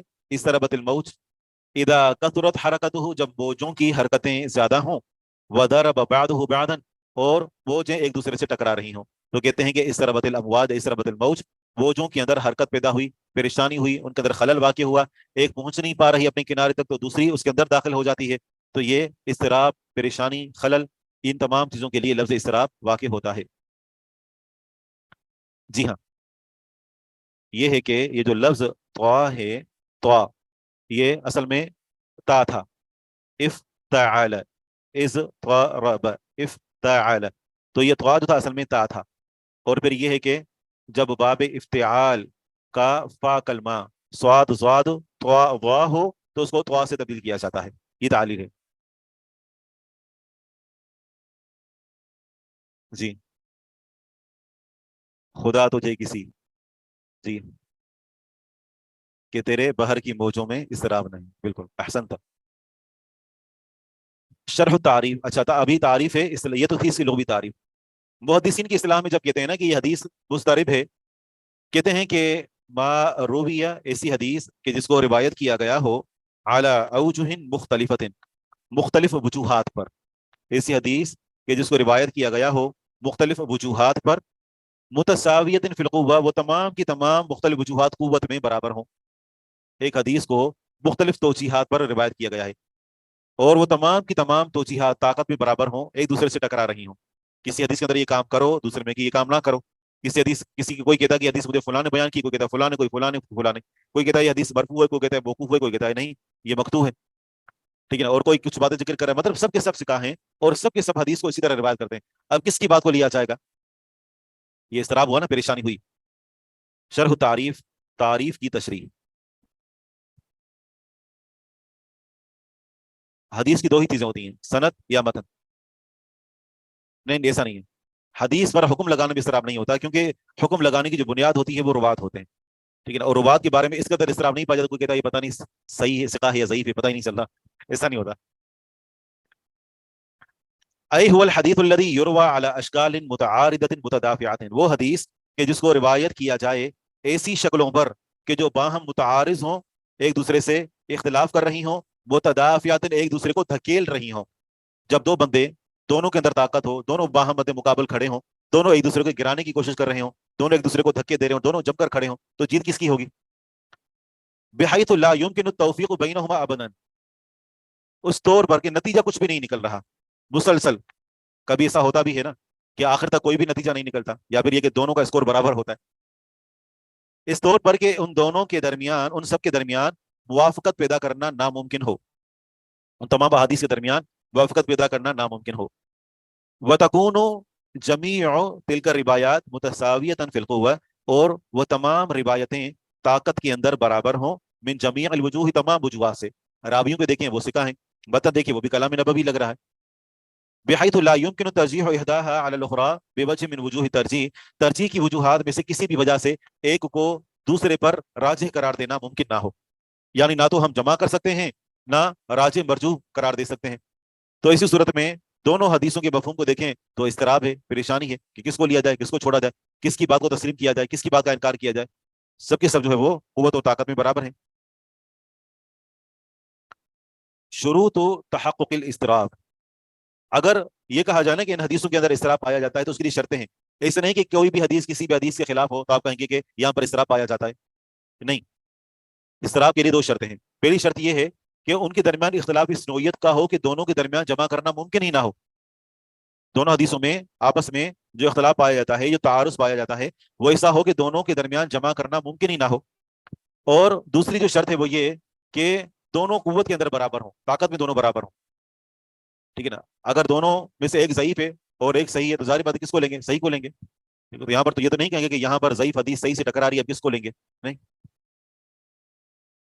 یتبین من النظر فی تعریف المضطرب وشرحہ شروط تحقق الاضطراب، اضطراب کے پائے جانے کی شرطیں. احادیث کے بارے میں یہ دعویٰ کرنا کہ ان کے اندر اضطراب پایا جاتا ہے تو اس کے لیے کچھ شرطیں ہیں. تحقق کا معنی ہوتا ہے موجود ہونا ہے، پایا جانا. اضطراب کے پائے جانے کی شرطیں. یتبین من النظر فی تعریف المضطرب وشرحہ، مضطرب کی تعریف اور اس کی شرح میں دیکھنے سے واضح ہوتا ہے کہ انہ لا یسمى الحدیث حدیث مضطربا، کہ کسی بھی حدیث کا نام مضطرب نہیں رکھا جاتا الا اذا تحقق فیہ شرطان، مگر جب اس کے اندر دو شرطیں پائی جائیں. دونوں شرطیں یہ ہیں. پہلی شرط یہ ہے اختلاف و روایات الحدیث، حدیث کی روایتوں کا اختلاف. اختلاف ایسا ہو بحیث اس طور پر کہ لا یمکن الجمع بینہا، ان تمام روایتوں کے درمیان جمع کرنا ممکن نہ ہو. اگر جمع کرنا ممکن ہو گیا تو اس طرح بھائی نہیں، اس طرح تو ختم ہو گیا. دوسری شرط یہ ہے کہ تساوی روایات فی القوہ، تمام روایتیں قوت میں برابر ہوں. بحیث لا یمکن ترجیح روایت علی اخرى، اس طور پر کہ ایک روایت کو دوسری روایت پر ترجیح دینا، ایک روایت کو دوسری روایت پر راجح قرار دینا ممکن نہ ہو. تو کون سی شرطیں ہیں؟ پہلی شرط کیا ہے؟ روایتوں میں اختلاف ہو اور جمع کی کوئی صورت نہ ہو. دوسری شرط کیا ہے؟ دوسری شرط یہ ہے کہ دونوں روایتیں قوت میں برابر ہوں.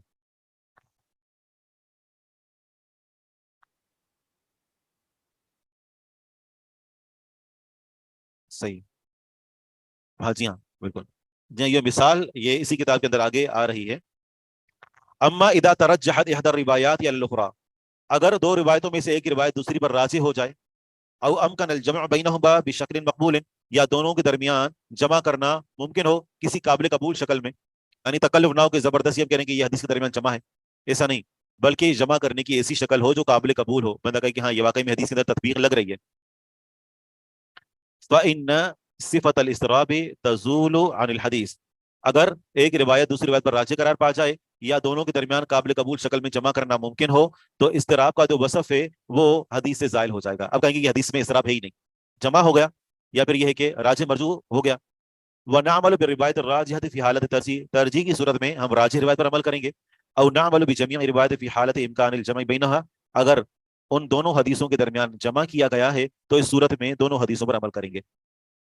مثال کے طور پر جیسے آپ نے یہ مشہور مسئلہ پڑھا ہوگا کہ نبی علیہ الصلوۃ والسلام نے مرد کو عورت کے بچے ہوئے پانی سے اور عورت کو مرد کے بچے ہوئے پانی سے نہانے سے منع فرمایا ہے.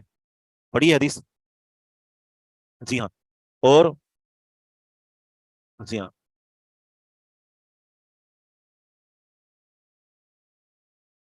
ایک روایت کے اندر یہ الفاظ ہیں کہ نبی علیہ الصلوۃ والسلام نے مرد کو عورت کے بچے ہوئے پانی سے اور عورت کو مرد کے بچے ہوئے پانی سے نہانے سے منع فرمایا ہے. ایک روایت کے اندر الفاظ پھر یوں ہیں کہ آپ علیہ الصلوۃ والسلام کی ازواج مطہرات میں سے کسی نے غسل کیا, پانی بچا ہوا تھا, آپ علیہ الصلوۃ والسلام نے اس سے غسل کر لیا. تو دونوں حدیثوں کے اندر بظاہر تعارض پایا جاتا ہے, ٹھیک ہے نا. تو تطبیق کی کیا شکل ہے؟ غسل کا پانی, اس میں بھی غسل کا پانی ہے, اور جو دوسرا ہے وہ بھی غسل کا پانی تھا کہ کوئی بیوی نہا کر چلی گئی اور آپ علیہ الصلوۃ والسلام نے غسل کیا. نہیں, جنابت کے ساتھ بھی خاص نہیں ہے, نہیں, مطلقاً منع کیا گیا ہے. شیخ ایک چیز میں آیا کہ جو جس نے غسل کیا ہے جس کا بچا ہوا پانی وہ اگر عقل مند ہے یعنی کہ پانی کو طریقے سے خرچ کر سکتا ہے تو اس کے پانی سے نہانا جائے گا. بالکل بالکل صحیح. اگر وہ ایسی ہے سر جھاڑ منہ پھاڑ پتہ ہی نہیں چلتا اس کو کہ کرنا کیا ہے, تو وہ جاتی ہے اور پانی کو الٹ پلٹ کر کے ادھر ہی جو نا وہ یعنی سارے کام کر رہی ہے اور اس پتہ ہی نہیں کہ یہ کرے گی کیا, اس نے کیا حشر کیا وہ پانی کے ساتھ, تو اسی صورت میں بندے کو شکوک و شبہات ہو سکتے ہیں, ٹھیک ہے. تو اس صورت میں احتیاط کریں. کچھ ہوتی ہے نا دیہاتی قسم کی عورتیں جن کو پتہ ہی نہیں ہوتا طہارت کے احکام کا.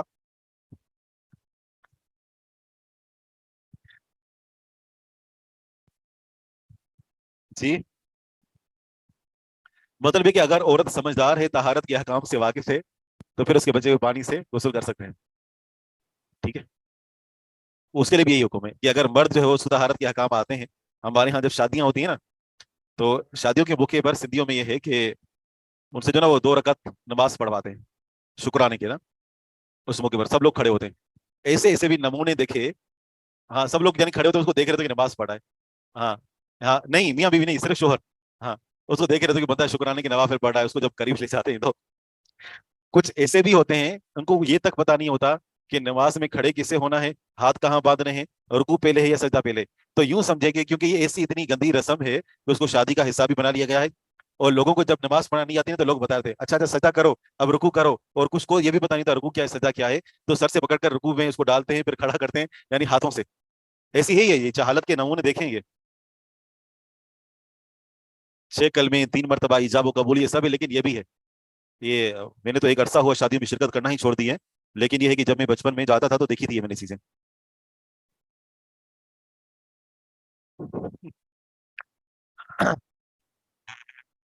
اصل میں شادیوں میں جانے مطلب وہاں پر انہیں خرافات کی وجہ سے نہیں. اور پھر یہ کہ جو بے پردگیاں, جو بہت سارے معاملات. پھر ہمارے ہاں کوئی بھی شادی اب تو یعنی بے حیائی ایڈوانس ہو گئی ہے نا. پہلے تو یہ تھا کہ عورتیں چلو وہ ڈھولک بجا کر اور وہ گیت گایا کرتی تھیں کچھ یہ. اب تو باقاعدہ ہر شادیوں میں ہمارے ہاں بھی اسٹیج سجتا ہے, اور پھر یہ کہ اس کے بعد وہ ناچ گانا. اب بندہ کس چیز کو روکے, ٹھیک ہے نا. الحمدللہ یعنی جہاں تک ہمارا دائرہ کار ہے, ٹھیک ہے نا, تو وہ الحمدللہ سنبھلے ہوئے ہیں, یعنی سلجھے ہوئے سمجھدار ہیں. شادی حال میں شادی کرتے ہیں بس, اور معاملہ نمٹ گیا. لیکن یہ جو گھروں کے اندر ہوتی ہے نا یہ ابھی تک ہے. یہ جس طرح بلوچوں میں ہوتا ہے, آپ نے دیکھی ہیں بلوچوں کی شادیاں یہاں کراچی میں. میں جب لیاری کے اندر امام تھا, باتیں بڑھ رہی ہیں, تو وہاں پر میں نے ان کے اندر یہ چیز دیکھی تھی. بلکہ ایک مرتبہ تو مجھے نکاح کے لیے لے گئے, آپ نکاح پڑھا ہے. اچھا, میں جب نکاح پڑھا لیا میں نے, مسجد کا نکاح ہوا, تو بعد میں جو نا وہ جماعتی کے لیے آپ نے نکاح کیوں پڑھائی, انہوں نے تو 3 دن تک شرابیں پی ہیں. میں کہا تب تو بھی کیا ہوا, تم نے مجھے بتایا کیوں نہیں. یعنی اہل حدیث مسجد کے اندر بلوچوں کی نکاح ہے, اور انہوں نے 3 دن تک وہ خوب ڈانس اور اس کو لیوا کے تھے وہ کیا, شرابیں پی ہیں, اور مسجد اہل حدیث کے اندر نکاح ہے.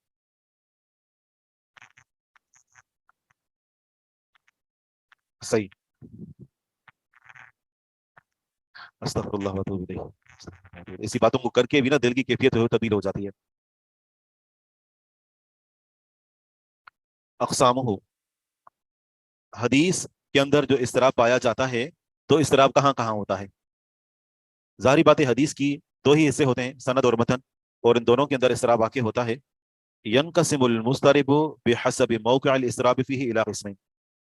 تقسیم ہوتا ہے اضطراب واقع ہونے کے اعتبار سے 2 قسموں کی طرف. ایک ہے مضطرب السند اور دوسرا ہے مضطرب المتن.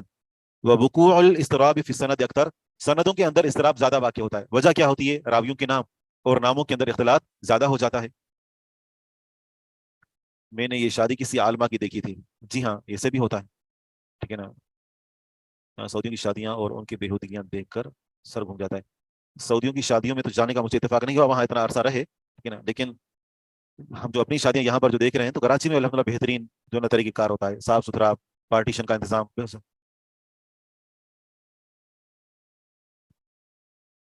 سعودی میں کھانا ضائع ہوتا ہے. ہاں یہ ہے کہ مجھے یوں پتا چلا تھا کہ پہلے وہ مرد کھاتے ہیں, اور پھر بچے, پھر ملازم, اور پھر عورتیں. ہاں یوں جو ان کی تقسیم ہوتی ہے. انہیں برتنوں میں کھانا اوپر سے ڈال رہے ہوتے ہیں. یہ تقسیم جو ہے میں نے سنی ہے. ہمارے ہاں تو عورتیں اسے مردوں کو قتل کرتے ہیں کہ ہمیں بچہ وہ کھانا کھلا رہے ہو, لڑائیاں ہو جائیں. تو اضطراب واقع ہوتا ہے سند میں بھی اور متن میں بھی. وہ وقوع الاضطراب فی السند, اکثر سند میں جو اضطراب واقع ہوتا ہے وہ زیادہ ہوتا ہے. اور سب سے پہلے ہم پڑھ رہے ہیں مضطرب السند. اس کی مثال حدیث ابی بکر رضی اللہ عنہ انہ قال یا رسول اللہ اراک شبت قال شیبتنی ہود واخواتها. ابو بکر صدیق رضی اللہ عنہ کی حدیث ہے, انہوں نے کہا اللہ کے رسول صلی اللہ علیہ وسلم میں آپ کو دیکھ رہا ہوں کہ آپ بوڑھے ہو چکے ہیں. نبی علیہ الصلوۃ والسلام جب فوت ہوئے تو آپ علیہ الصلوۃ والسلام کے سر مبارک اور داڑھی مبارک میں سفید بالوں کی تعداد 17 یا 19 کے قریب تھی, اس سے زیادہ نہیں تھے. جبکہ ہمارے ہاں جو جوانی میں ہی جو سفید بال آ جاتے ہیں تو بہت ساری وجوہات میں سے ایک وجہ ہمارا اس دور کے اندر معصیتوں کا ارتکاب بھی ہے. ایک اہم ترین وجہ یہ بھی ہے. سابقہ فرماتے تھے نا کہ نبی علیہ الصلوۃ والسلام جب فوت ہوئے تو اللہ تعالیٰ نے آپ کو بڑھاپے کے ذریعے سے عیب دار نہیں بنایا, بڑھاپے کے ذریعے سے عیب دار نہیں بنایا.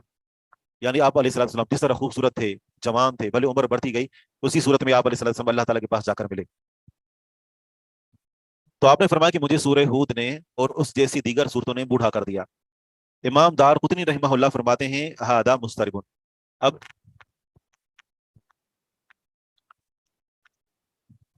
جی ہاں, کیونکہ جب انسان مسلسل مثال کے طور پر کچھ ایسے گناہ ہوتے ہیں کہ جس کی وجہ سے انسان کا دماغ خشک ہو جاتا ہے, اور اس خشکی کی وجہ سے ظاہری بات بال سفید ہو جاتے ہیں دونوں. جی ہاں, دونوں بال سفید ہو جاتے ہیں. کچھ گناہ ایسے ہیں کہ جن کی وجہ سے مثلا نظروں کا غلط استعمال, مثلا جو ہے وہ ازدواجی تعلقات قائم کرنے میں انسان جب وہ غلط راہیں اختیار کر لیتا ہے. مثلا جو نوجوان ہوتے ہیں شادی سے پہلے, ٹھیک ہے نا, وہ غلط راہیں اختیار کر لیتے ہیں, اور جن کو غلط راہیں نہیں ملتی تو وہ گندی فلمیں دیکھ کر اور خود کو وہ تباہ کر رہے ہوتے ہیں. تو یہ سارے اسباب ہوتے ہیں مختلف قسم کے جو انسان کو عیب دار بناتے ہیں. لیکن یہ ہر مرتبہ نہیں ہوتا. بس اوقات چھوٹے بچے ہوتے ہیں بالکل معصوم سے, ان کے بال سفید ہوتے ہیں, تو مطلب یہ کوئی قاعدہ کلیہ نہیں ہے, یہ غذاؤں کا, ٹھیک ہے نا, یہ بھی ایک سبب ہوتا ہے. تو مختلف اسباب ہو سکتے ہیں. کچھ موروثی معاملہ ہوتا ہے. یہ نہیں کہ آپ کسی کو دیکھیں تو کہیں لگتا ہے یہ گناہ گار ہے, بال سفید ہے نا اس کے, اس نے خوب گناہ کیے ہیں. یہ کوئی قاعدہ نہیں ہے. ایک روایت میں نے پڑھی تھی کہ سیدنا ابراہیم علیہ السلام نے سب سے پہلے سفید بال دیکھے تھے اپنے, تو کہا کہ یا اللہ یہ کیا ہے, تو اللہ تعالیٰ نے فرمایا کہ یہ بزرگی ہے. تو انہوں نے کہا کہ یا اللہ مجھے بزرگی کے اندر اور بڑھا دے. آئی بس سمجھ میں. امام دار قطنی رحمہ اللہ نے فرمایا کہ ہادہ مضطرب, اس حدیث کی سند میں اضطراب ہے. فَإِنَّهُ لَمْ يُرْوَى إِلَّا مِنْ طَرِيقِ أَبِي إِسْحَاقَ. یہ حدیث نہیں روایت کی گئی مگر ابو اسحاق کی سند سے. سند کا مدار اس راوی پر ہے. وَقَدْ اخْتُلِفَ فِيهِ عَلَى نَحْوِ 10 أَوْجُهٍ, 10 وجوہات پر کم از کم ان کے اوپر اختلاف کیا گیا ہے. وَمِنْهُمْ مَنْ رَوَاهُ مُرْسَلًا, کسی نے اس حدیث کو مرسل روایت کیا ہے, حدیث کی سند کے آخر میں انقطاع ہے. وَمِنْ رَوَاهُ مَوْصُولًا, کچھ نے اس کو موصول روایت کیا ہے, سند متصل ہے. وَمِنْهُمْ مَنْ جَعَلَهُ مِنْ مُسْنَدِ أَبِي بَكْرٍ وَمِنْهُمْ مَنْ جَعَلَهُ مِنْ مُسْنَدِ سَعْدٍ وَمِنْهُمْ مَنْ جَعَلَهُ مِنْ مُسْنَدِ عَائِشَةَ وغير ذلك. کسی نے اس کو ابو بکر صدیق رضی اللہ عنہ کی روایت قرار دیا, اس کی مسند میں سے اس کو بنایا, اور کسی نے سعد اور کسی نے عائشہ صدیقہ رضی اللہ عنہا کی مسند سے, اور کچھ نے اس کے علاوہ سے. وَرُوَاتُهُ ثِقَاتٌ, حدیث کے راویوں کو اگر دیکھیں تو تمام راوی ثقہ ہیں. لا يمكن ترجیح بعضهم على بعض, بعض کو بعض پر ترجیح دینا ممکن نہیں ہے. ہم کہیں کہ اس کی روایت کو لیا جائے. والجمع متعذر, اور جمع کرنا بھی دشوار ہے. متعذر دشوار ہے, مشکل ہے. تو اب جمع کیسے کیا جائے گا؟ یہ حدیث مرسل ہے یا موصول ہے, کس کی مسند سے ہے, ٹھیک ہے نا. اور پھر یہ کہ بدن کے اندر بھی بسا اوقات اختلاف پایا جاتا ہے, کچھ میں کچھ صورتوں کے نام ہیں اور کچھ میں کچھ اور صورتوں کے نام ہیں, تو جمع دشوار ہے. تو یہ کہا جائے گا کہ حدیث کی سند میں اضطراب ہے, ٹھیک ہے. باقی حدیث مضطرب المتن یہ ہم انشاءاللہ آئندہ ہفتے پڑھیں گے.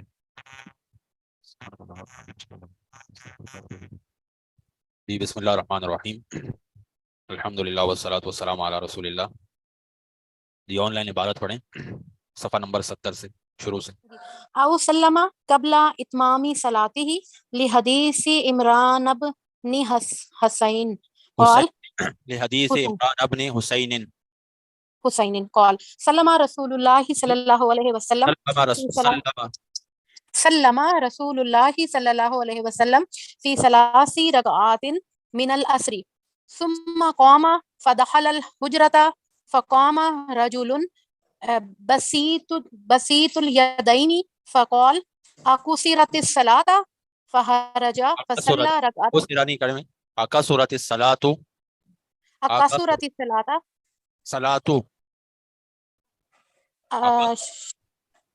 اچھا أقصرت الصلاة فخرج فصلى ركعة التي كان ترك ثم سلم ثم سجد سجدتي السهو جی ثم سلم او لحنا تو لحنا او شروع لحنا لحنا شروع سے اعراب کریں. او سلم قبل اتمام صلاتی، اس کا اعراب کیا ہوگا، ترکیب کیا ہوگی؟ قبل اتمامی صلاتی تو مضاف مضاف الیہ ہے، اور اتمامی صلاتی یہ بھی مضاف مضاف الیہ ہے، اور قبل اتمامی صلاتی یہ ایک دوسرے کا مضاف مضاف الیہ اور اس طرح بن رہا ہے. اس سے پہلے او سلم قبل اتمام صلاتی، یہاں سے اعراب کرنا شروع کریں. او سلم فعل اور فاعل ہے. سلم سلم سلامہ کا مطلب ہے بچ جانا یا سلامت رہنا. سلم جی سلم فعل اور ہوا ضمیر فاعل ہے اس میں. جی قبل مضاف اتمام مضاف الیہ، اور اگلے کا یہ مضاف بنے گا صلاتی ہی کا، اور صلاتی ہی مضاف مضاف الیہ مل کر یہ اس کا بنے گا متعلق ہوگا. جی قبلہ کیا بنے گا یہاں پہ؟ قبلہ قبل مضاف بن رہا ہے نا. مضاف تو بن رہا ہے لیکن اور بھی کچھ بنے گا، مفعول فی بنے گا، مفعول فی. او جی مفعول سلم فیہ. جی اسی لیے قبلہ آیا ہے. لحدیثی جار مجرور عمران ابن حسین عمران ابن حسین. کیوں؟ عمران وہ ہے نا کیا اس کو کہتے ہیں جی غیر منصرف ہے، الف نون زائدتان اس کا ہے. جی قال سلم رسول اللہ صلی اللہ علیہ وسلم، سلم یہ فعل بن رہا ہے، اور رسول اللہ صلی اللہ علیہ وسلم یہ مضاف مضاف الیہ ہو کے یہ فاعل بن رہا ہے. فی ثلاث رکعات یہ فی جار ہے، ثلاثی مضاف رکعات مضاف مل کر متعلق ہو رہا ہے، اور من العصر یہ بھی جار مجرور ہو کے متعلق ہو رہا ہے. فی جو ہو رہا ہے نا یہ وہی ہو رہا ہے جو آپ بتا رہے تھے کہ مفعول فیہ. مفعول فی ہی اس وقت ہوگا جب جار مجرور نہ ہو. مفعول فی ہی منصوب ہوتا ہے تو یہاں ویسے خود ہی فی داخل ہو گیا حرف جر، تو اس کو اچھا تو مفعول یہ پھر دو جی شیخ محترم یہ دو جار مجرور کے متعلق دو متعلقات بن رہے ہیں. دونوں کو متعلق بنائیں گے. جی ثم قوما ہے فعل اور فاعل، ہوا ضمیر اس میں فاعل ہے. پھر آگے فدخلا فا جار اور دخلا نہیں جار نہیں، فا عطف. جی فا عطف. دخلا میں فعل فاعل ہے ہوا ضمیر، اور الحجرتا یہ مفعول بھی ہی ہے، فعل فاعل اور مفعول بھی جملہ فعلیہ خبریہ بن رہا ہے. فقوما دوبارہ فقوما جو ہے الحجرہ کیا بنے گا؟ یہ مفعول بھی مفعول بھی کی تعریف مفعول کر رہے فیہ ہیں. مفعول فیہ جی مفعول فی ہی بنے گا. جی کیونکہ حجرے کے اندر داخل ہوئے. جی جی فقوما جو ہے یہ فا تو عطف ہے، اور قوما فعل، اور رجل فاعل. بسیط الیدینی یہ ہے مضاف مضاف الیہ مل کر متعلق ہو رہا ہے رجل کے، صفت بن رہی ہے. صفت بن رہی ہے. اچھا صفت بن رہی ہے.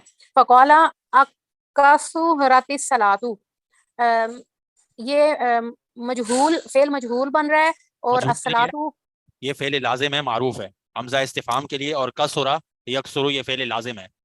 جی کسرہ یکسر ٹھیک ہے. کسرہ فعل اور الصلاۃ فاعل. جی کون سے باب سے؟ فخرج کسرہ یکسر کون سے باب سے؟ کروما یکرمو سے. جی باب کروما یکرمو سے. جی فخرج یہ بھی فعل فاعل ہے. فصلی رکعتن فصلی فعل فاعل، اور رکعتن جو ہے وہ مفعول بھی. مفعول اللاتی کان جی رکعت مفعول بھی نہیں بنے گا کیونکہ صلی فعل لازم ہے، تو اس کو کہیں گے تمیز بنے گا. فصلی الرکع، فصلی میں معنی پورا ہو گیا، انہوں نے نماز پڑھی. الرکع اس کی تمیز ہے، مزید وضاحت آ رہی ہے کیونکہ صلی فعل لازم ہے. 70 ممیز تمیز. آگے اللاتی کانا ترکا کانا ترکا کانا یہ ہے فعل ناقص، اور اللاتی اس کا اسم بنے گا، اور ترکا جو اسم جو ہے فعل ناقص کے بعد آتا ہے، التی پہلے ہے. تو یہ پھر کچھ نہیں بنے گا. التی اس کو کہیں گے اسم الموصول، اور کانا فعل ناقص ہوا اس کا اسم، اور ترکا جو ہے یہ اس کی خبر بنے گی. ترکا ہوا یہ فعل اور فاعل، اس کی خبر جملہ فعلیہ بنے گی. جی جزاک اللہ. ثم سلم یہ سلم کے اندر پورا ایک جملہ بن کے صلہ بن جائے گا. کانا ترکا یہ جملہ صلہ بن جائے گا پورا، کیونکہ موصول کے بعد صلہ بھی ہونا لازمی ہے. اللاتی موصول اور کانا ترکا صلہ. جی ثم سلمہ، سلمہ کے اندر ہوا ضمیر فاعل اور سلمہ فعل اور فاعل یہ ہو گیا. ثم سجدہ، سجدتای سہوی، سجدہ کے اندر ہوا ضمیر فاعل، سجدہ فعل فاعل، سجدتای سہوی یہ مضاف مضاف علیہ ہو کر اس کا مفعول بھی مفعول بن بھی جائے گا. نہیں ہے. سجدہ بھی فعل لازم ہے. جی یہ پھر اس کی تمیز بن جائے گی. یہ مفعول مطلق بنے گا. سجدہ جی سجدہ کا یہ سجدہ سجدہ دوبارہ مفعول رپیٹ مطلق ہوا کی کون سی ہے. قسم بنے گی؟ لبیان العدد. ثم سلمہ، اس میں بھی سلمہ فعل اور ہوا ضمیر فاعل. جی آگے پڑھیں. او لہنا لہنا یحیل المعنی سہوا لأن عمدہ یبطل الصلاۃ فوجب سجود السہوی او ترک واجبا لحدیث ابن ترکیب کریں. او لہن لہنن. او لہنا لہنا لہنا غلطی لہنا کی فعل ماضی ہے. لہنا لہنا فعل یلہن. ماضی، لہنا یلہم، جی لہنا فعل ماضی اور لہنن اس کا فعل ماضی مفعول مطلق، مفعول مفعول مطلق، جی مطلق جی بنے گا. مفعول لہنا مطلق، اور ہوا اس میں فاعل. لہنا فعل، ہوا اس میں فاعل اور لہنن جو ہے مفعول مطلق بنے گا. مفعول مطلق. یحیلو فعل فاعل اور معنی سہون معنی جو ہے فاعل وہ کیسے مفعول بنے گا؟ بھی. یحیلو یحیلو یہ ہے ہوا ضمیر اس میں فاعل ہے جو اور کہاں لوٹے گی؟ ہوا ضمیر کا مرجع کیا ہوگا؟ لہنن سے پہ جی لہن کی طرف لوٹے گی. لہن کی طرف. جی یحیلو فعل فاعل، المانا مفعول بھی، سہون جو ہے پھر یہ اس کی تمیز بنے گی، حال بنے گا حال. یا تمیز لأن بھی ہو سکتی ہے. جی لأن جو ہے مشبہ بالفعل، عمدہ یہ اس کا اسم جی مضاف مضاف علیہ مل کر یبدل الصلاۃ یہ فعل اور ہوا ضمیر اس میں فاعل اور الصلاۃ مفعول بھی، یہ جملہ بن کے انا کی خبر بنے گی، انا کی خبر بنے گی. انا کی خبر بنے گی. وجب سجود السہوی، واجب فعل، سجود السہوی مضاف مضاف علیہ مل کر فعل فاعل. فاعل ہاں. جی آگے پڑھیں. او تارا کا واجبن لحدیث ابن بحینۃ قال صلی لنا رسول اللہ صلی اللہ علیہ وسلم رکعتین من بعض الصلاۃ ثم قام بعض قام الصلوات. بعض الصلوات ثم قام فلم يجلس فقام الناس معه فلما قضى صلاته ونظرنا قضا صلاتہ. فلما قضى صلاته ونظرنا تسلیمه کبر قبل التسلیم فسجد سجدتين وهو جالس ثم سلم ثبت هذا بالحبر في من ترك تشهد الاوسط اوسطہ. جی تشهد الاوسط فيقاس عليه سائر الواجبات سائر الواجبات. سائر الواجبات. سائر الواجبات کتر کی تسبیح فی الرکوع والسجود وقوله بین السجدتین رب اغفر لی وتکبیرات انتقالی. جی ترکیب کریں. او ترک واجبن. او ترا کا واجبن، ترا کا فعل فاعل ہوا ضمیر اس میں فاعل، واجبن مفعول بھی. لی حدیثی فعل لی حدیثی جار مجرور، ابن بحینہ تھا یہ اس کی یہ بن سارے رہی ہے مضاف مضاف الیہ مل کر اس کے متعلق بن جائیں گے. متعلق بن جائیں گے. صلی لنا رسول اللہ صلی اللہ علیہ وسلم، صلی نماز پڑھائی ہمیں، فعل صلی فعل، لنا مفعول بھی، رسول اللہ مضاف مضاف علیہ مل کر فاعل. ترجمہ کیا کریں گے؟ نماز صلی لنا پڑھائی ہمیں، صلی نماز کا مطلب ہے پڑھائی جو پڑھنا ہے، خود پڑھنا ہمارے لیے پڑھی، ہمیں دکھائی پڑھ کے نہیں.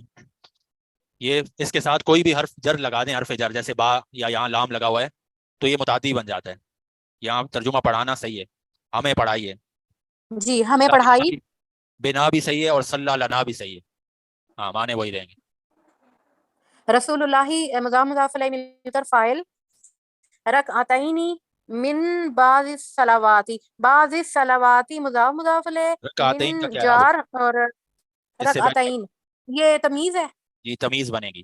جی تمیز صلی بنے گی لنا رسول اللہ فائل ہے اور لنا یہ متعلق بنے گا، رکعتین تمیز بنے گی. تمیز بنے گی. اور بعض صلوات ہی مضاف مضاف الیہ مل کر من جار کا مجرور بنے گا اور جی. یہ متعلق ہو جائے گا. ثم قوما، قوما فعل فاعل ہوا ضمیر فاعل ہے اس میں.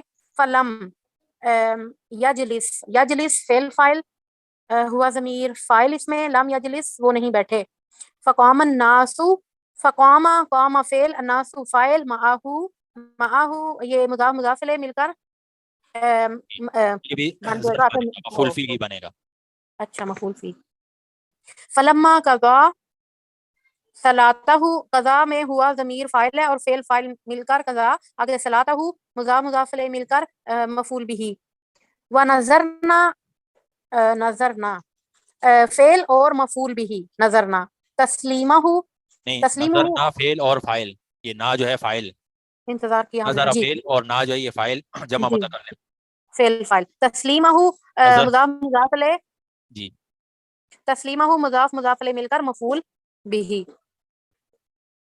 کبرا، قبل، قبل التسلیمی، قبل التسلیمی مضاف مضاف الیہ. کبرا میں ہوا مضاف مضاف ضمیر الیہ مل کر کیا بنے گی؟ فاعل مضاف مضاف قبل الیہ مل کر مفعول فیہ، جی مفعول فیہ. کبرا فعل اور فائل، قبل التسلیم مفعول فیہ. مفعول فیہ. فسجدہ سجدتین، سجدہ ہوا ضمیر فاعل اور سجدہ فعل. سجدتین یہ مفعول مفعول وہ جو عدد مطلق، یہ مفعول مطلق ہے عدد والا. یا اس کو تمیز بنائیں، یہ بھی صحیح ہے. سجدہ سجدتین. وہوا جالسن ہوا فاعل اور جالسن وہ ہوا مبتدا اور جالسن اس کی خبر. اور یہ واو یہاں کون سا ہوگا؟ واو حالیہ. واو حالیہ.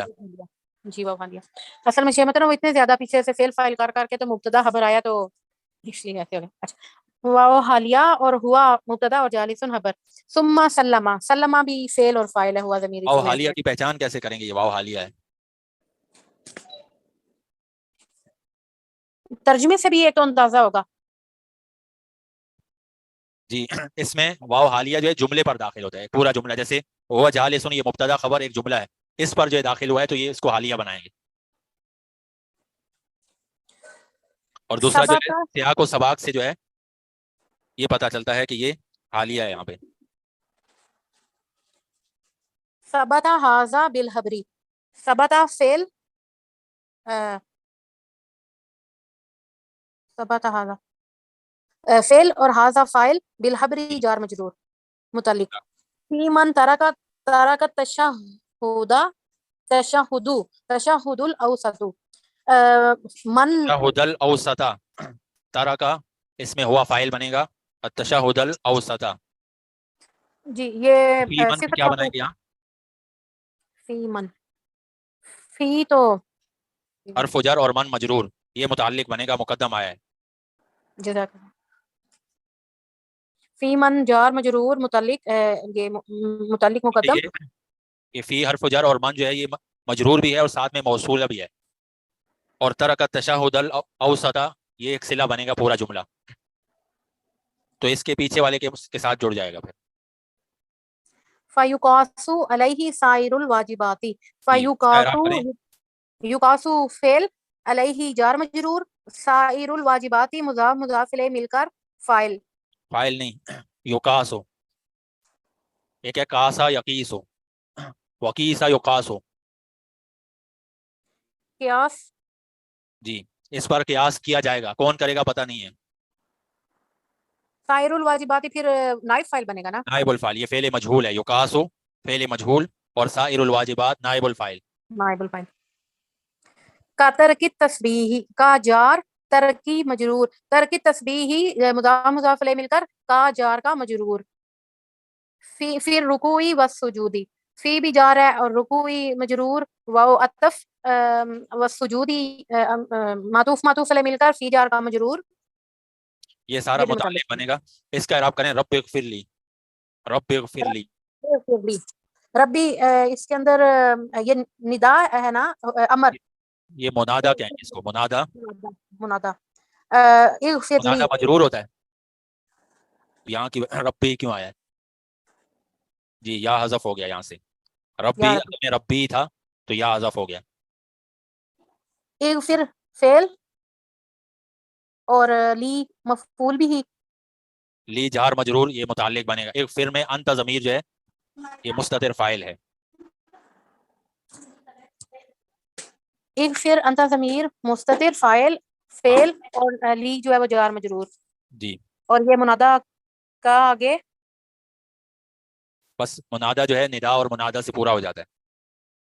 جی و تکبیرات الانتقالی. جی یہ اور بھی کوئی پڑھے اس کے تکبیرات بعد. الانتقالی مضاف مضاف ہے.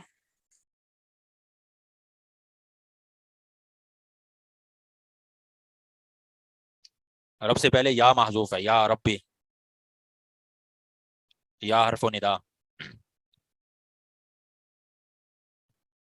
شیخ محترم یہ یا ربی تھا نا آگے یا بھی تھا نا جو کہ جی ختم اصل ہو میں گیا. ربی تھا اور یہ یا حذف ہو گیا.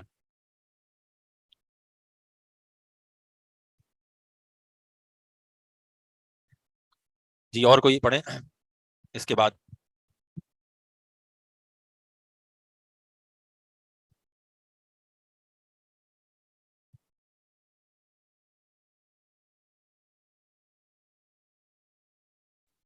شیخ پڑھوں؟ جی پڑھیں. بسم الله الرحمن الرحيم ويجب سجود السهو إذا شك في عدد الركعات فلم يدر كم صلى. ويجب فعل، سجود السهو فاعل، إذا ظرف، شك فعل، هو ضمیر اس کے اندر فاعل، فی عدد رکعات متعلق، فلم یدری یہ بھی فعل ہے، ہوا ضمیر اس کے اندر فاعل ہے، فلم کم یدری صلی کون سا فعل ہے؟ اس کا پورا اعراب کیا ہوگا؟ فلم یدری. فلم یدری جی پہلے مضارع ہے. جی پورا جی فعل اعراب مضارع مرفوع ہے، منصوب ہے، مجرور ہے، مکسور ہے. مجزوم، مجزوم کیسے ہے؟ لام داخل ہوا نہیں، فلم یدری کے آخر میں کسرہ ہے. ہے. ادرا یدری نہیں شیخ، بے حذف اچھا حرف العلہ.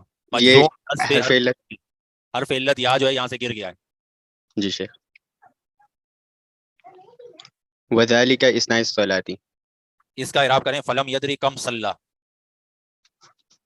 فا حرف عطف، لم یدری فعل مضارع مجزوم، ہوا ضمیر اس کے اندر فاعل، کم صلی یہ پورا جملہ جو ہے مل کے مفعول بھی جملہ بنے گا. کیسے بنے گا یہ کم صلی؟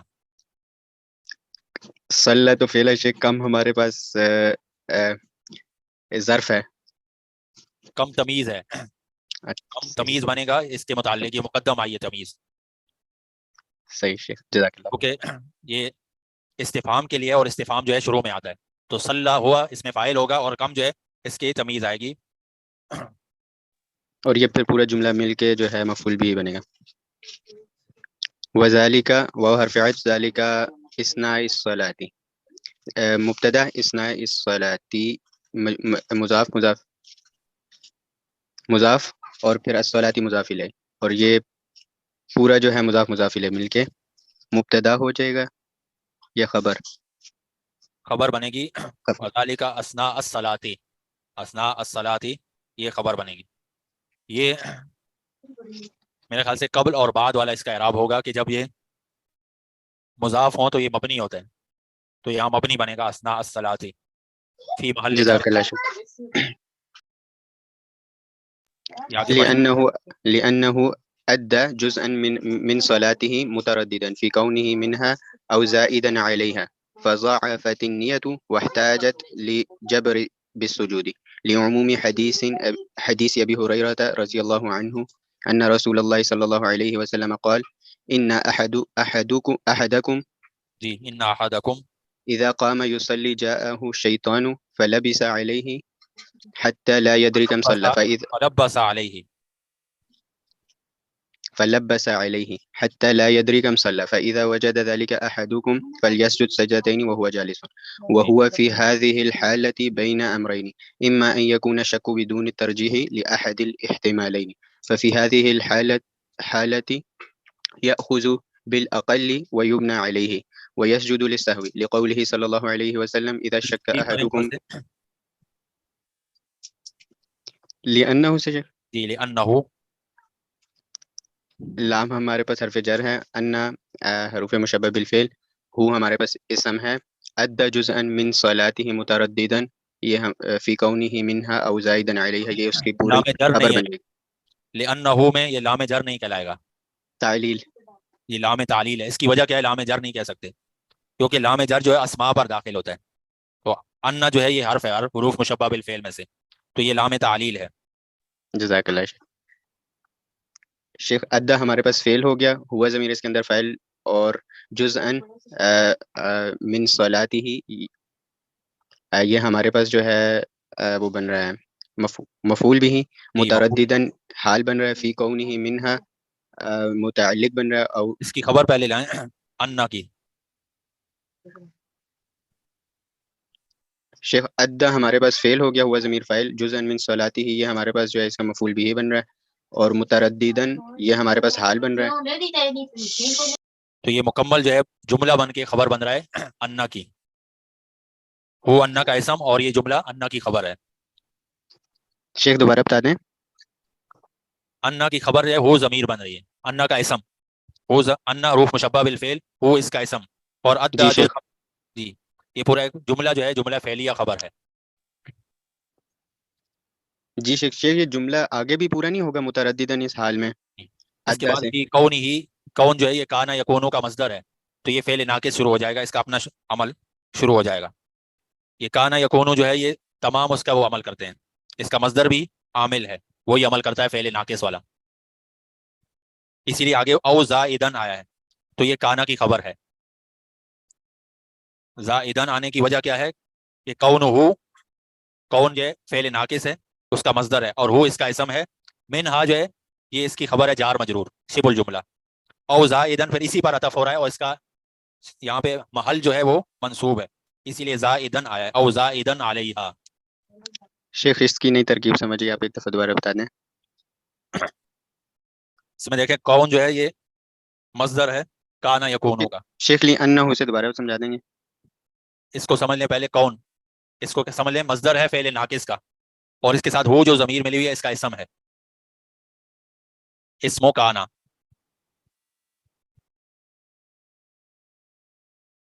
من حرف جر، اور ہا جو ہے یہ مجرور ہے، یہ جار مجرور جو ہے یہ شبہ الجملہ خبر ہے، اور یہ خبر کا جو محل ہے یہاں پہ وہ نصب ہے، فی محل نصب، شبہ الجملہ خبر فی محل نصب، کیونکہ کانا کی خبر جو ہے منصوب ہوتی ہے. اب اس پر عطف ہو رہا ہے او، او حرف عطف، اور زائدن جو ہے اس کی خبر بن رہی ہے، زائدن کیونکہ اس محل پر عطف ہو رہا ہے، اور محل کیا ہے؟ نصب ہے. یہ سمجھ آ گئی یہ بات؟ یہ کانا کی ایک خبر ہے، اس کو یوں بھی ہو سکتا ہے کون ہو زائدن، کہ اس سے زیادہ ہو وہ. تو یہ چونکہ یہ خبر جار مجرور ہے، یہ محل جو ہے اس کا وہ نصب ہے، جار مجرور یہ فی محل نصب ہے خبر، کیونکہ کان اللہ غفورن اس کا اصل یہ ہے، لیکن اس کی جگہ جار مجرور آ رہا ہے، تو یہ فی محل نصب ہے، اسی لیے زائدن آیا ہے. جی واضح ہے یہ بات؟ جی شیخ یہ باتیں. اور دوسرا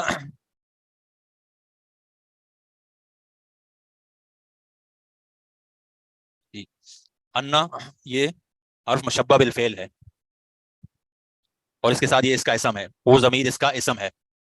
اب خبر اس کی جملہ شروع ہوگا، ادا یہ فعل ہے، اور ہوا اس میں فاعل مستتر ہے، جزءاً جو ہے یہ مفعول بھی ہے.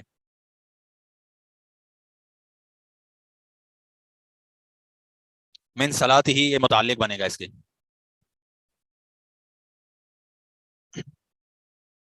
مترددن جو ہے یہ حال بنے گا اس کا.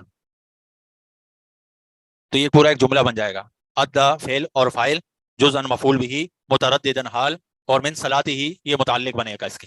یہ پورا ایک جملہ مل کر جو ہے جملہ فعلیہ خبر بن جائے گا، انا کی خبر ہو جائے گا یہ پورا جملہ. شیخ یہ جو آگے اس کے آگے مترددن سے آگے لکھا ہوا ہے فی کونہ منہا او زائدن علیہا، یہ بھی اس جملے کا حصہ نہیں ہے؟ پھر اس جملے کو اس کے متعلق بنائیں گے، فی کون ہی یہ جار مجرور اس کے متعلق ہے، لیکن اس کے بعد کانا کا عمل شروع ہو جائے گا. یہ شیخ ادا کے ساتھ ہی متعلق ہوگا نا، فی کونہ منہا او زائدن علیہا.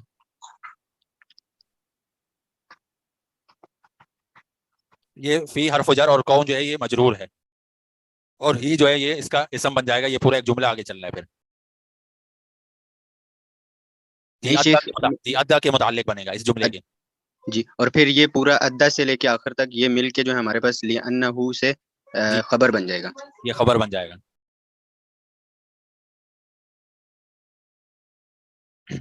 جی آگے.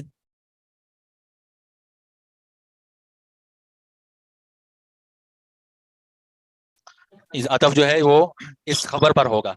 تو یہ من حرف جر اور ہا جو ہے مجرور ہے اور یہاں پہ محل پر عطف ہو رہا ہے. یہ زائدن کیوں آیا کہ محل جو ہے فی محل نصب ہے. یہ جار مجرور فی محل نصب ہے, خبر بن رہی ہے. اور اس کے بعد جو ہے یہ عطف ہو رہا ہے او, اور زائدن اس پر عطف ہو رہا ہے تو یہ اسی لیے شیخ منصوب. ضعفت یا ضعیفت ہوگا. فضاعفت. ضعفت فعل اور النیت اس کا فاعل. وحتاجت فعل, اس کے اندر یہ ضمیر اس کا فاعل جو لوٹ رہے ہیں نیت کو. للجبری بالسجودی, لام تعلیل کا, الجبری بالسجود. للجبر یہ بھی متعلق ہوگا, بالسجود یہ بھی متعلق ہو جائے گا. لعمومی حدیث ابی ہریرہ, لام ہمارے پاس تعلیل کا ہے اور عمومی حدیث ابی ہریرہ مضاف پھر مضاف مل کے جو ہوں گے یہ مجرور بن جائیں گے. انا ہمارے پاس جو ہے حروف مشبہ بالفعل, رسول اللہ اس کا اسم. قال سے آگے جو ہے ہمارے پاس اس کی خبر بنے گی, لیکن قال ابھی ہمارے پاس ہے فاعل. یہ خبر بنے, اس کو جملہ بنا کر قال فعل اور ہوا اس کا فاعل, یہ خبر بن جائے.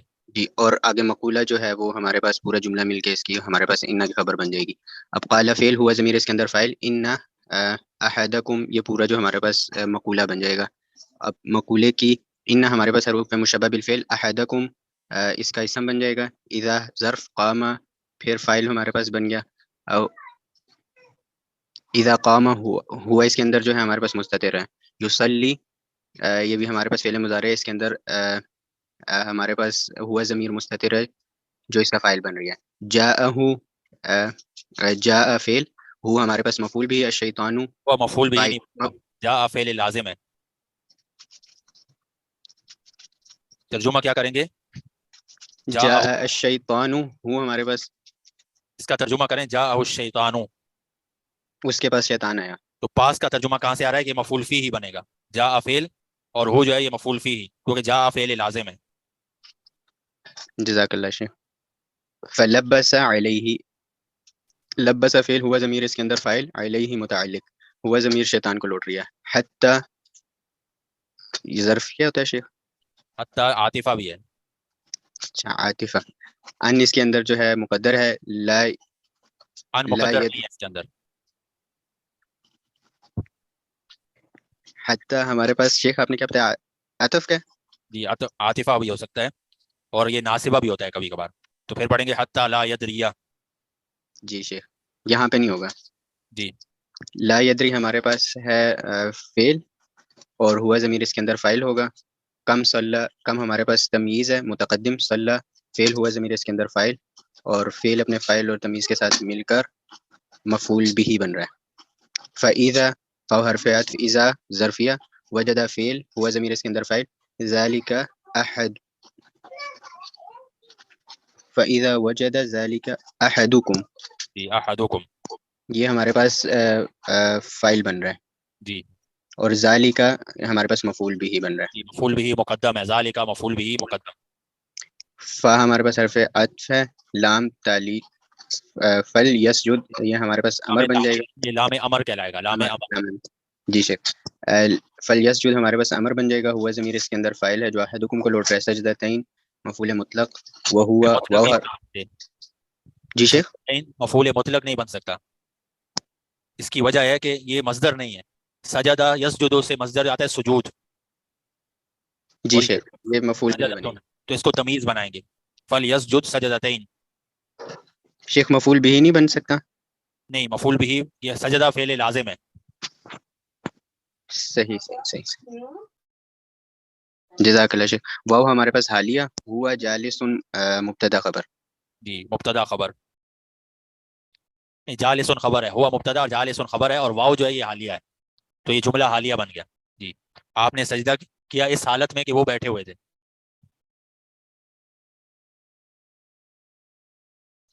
جی کافی ہے، اور کوئی سوال ہے اس میں اگر؟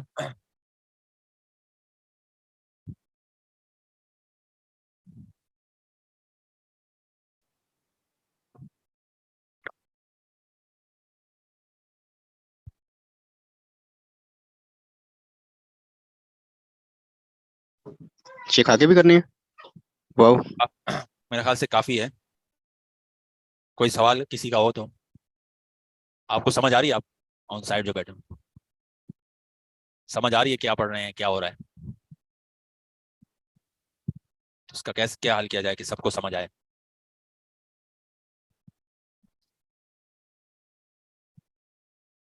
جی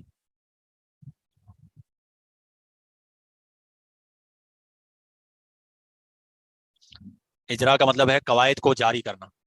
یہ اجرا جو ہے یہ مصدر ہے، اجرا یجری اجراءن، اس کا مطلب ہے جاری کرنا.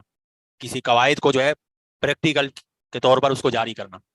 جیسے مثال کے طور پر انہوں نے پڑھا تو کیوں پڑھا اس طرح، اور یہ بن کیا رہا ہے. یہ اس کو جو آپ نے قواعد نحو میں پڑھے ہوئے ہیں، فاعل جو ہے مرفوع ہوتا ہے، مفعول بھی منصوب ہوتا ہے، اور اس کو عملی طور پر جو ہے اس کو پریکٹس کرنا، اس کو کہتے ہیں اجرا. تو یہاں ہم ہر اس میں جیسے شروع سے لے کر ابھی تک جو آخر تک آخری اس تک پڑھا ہے، اس میں سب کی ہم نے پریکٹس کی. اور جنہوں نے پڑھا ان کو پتا تھا میں یہ کیوں پڑھ رہا ہوں. ایک ہوتا ہے تکا لگانا کہ کبھی صحیح ہو جاتا ہے کبھی غلط ہو جاتا ہے، پھر استاد بتاتا ہے وہ صحیح کر لیتا ہے. یہ نہیں، یہ جس نے پڑھا ہے اس کو پتا ہے میں یہ کیوں پڑھ رہا ہوں. اسی کو کہتے ہیں اجرا.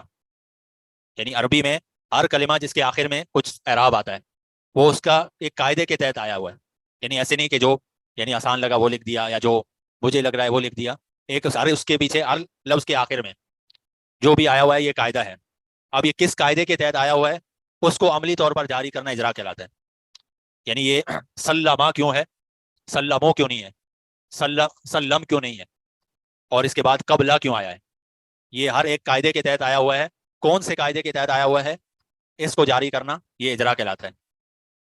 اب اس میں جو آپ نے قواعد پڑھے ہوئے ہیں اسی کا اجرا ہے. جیسے مفعول فیہ آپ نے پڑھا ہوا ہے ظرف، تو قبلہ جو ہے اسی اس میں سے ہے، تو اس کو آپ نے بتا دیا یہ مفعول فیہ ہے.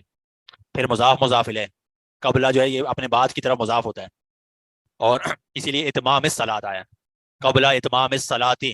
وجہ کیا تھی کہ قبلہ جو ہے مضاف ہے اور اتمام جو ہے مضاف الیہ ہے، اور پھر جو ہے اتمام پھر مضاف ہو رہا ہے صلاۃ کی طرف. صلاتی کیوں آیا ہے کہ مضاف الیہ ہے، پھر وہ مضاف ہو رہا ہے ضمیر کی طرف، اور پھر وہ آخر میں ضمیر جو ہے وہ مضاف الیہ ہے، اسی لیے صلاتی ہی آیا ہے. تو ہر ایک لفظ جو بھی آئے اس کا آخر کسی نہ کسی قاعدے اور اصول کے تحت آیا ہے. اس اصول جو آپ نے نحو میں پڑھے ہیں ان کو پریکٹیکل تو یہاں جاری کرنا. ایک جو پڑھ لینا اس کو یعنی آپ کو پتہ نہ ہو میں یہ کیوں پڑھ رہا ہوں تو اس کا فائدہ نہیں ہے. اگر آپ کو پتہ چل رہا ہے کہ یوں، مثال کے طور پر حدیث عمران نبن حسین، عمرانہ کے اوپر جو ہے لام حرف یہ حرف جر ہے اور حدیث جو ہے مجرور ہے، اور پھر مضاف ہو رہی ہے اور مضاف الیہ مجرور ہوتا ہے، لیکن یہاں جو ہے فتح آیا ہوا ہے. اس کی کیا وجہ ہے کہ عمران جو ہے غیر منصرف ہے، اور ابن کے نیچے زیر ہے. اس کی کیا وجہ ہے کہ اس کی صفت بن رہی ہے، عمران مجرور ہے اور ابن اس کی صفت بن رہی ہے. تو اس طرح کی چیزیں جو ہے یہ اس میں پریکٹیکل کے طور پر اور عملی طور پر اس میں جاری کرنا اجرا کہلاتا ہے.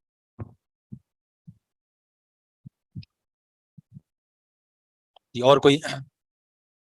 تو اس کو کیسے چلایا جائے کہ سب کی سمجھ میں آئے؟ اور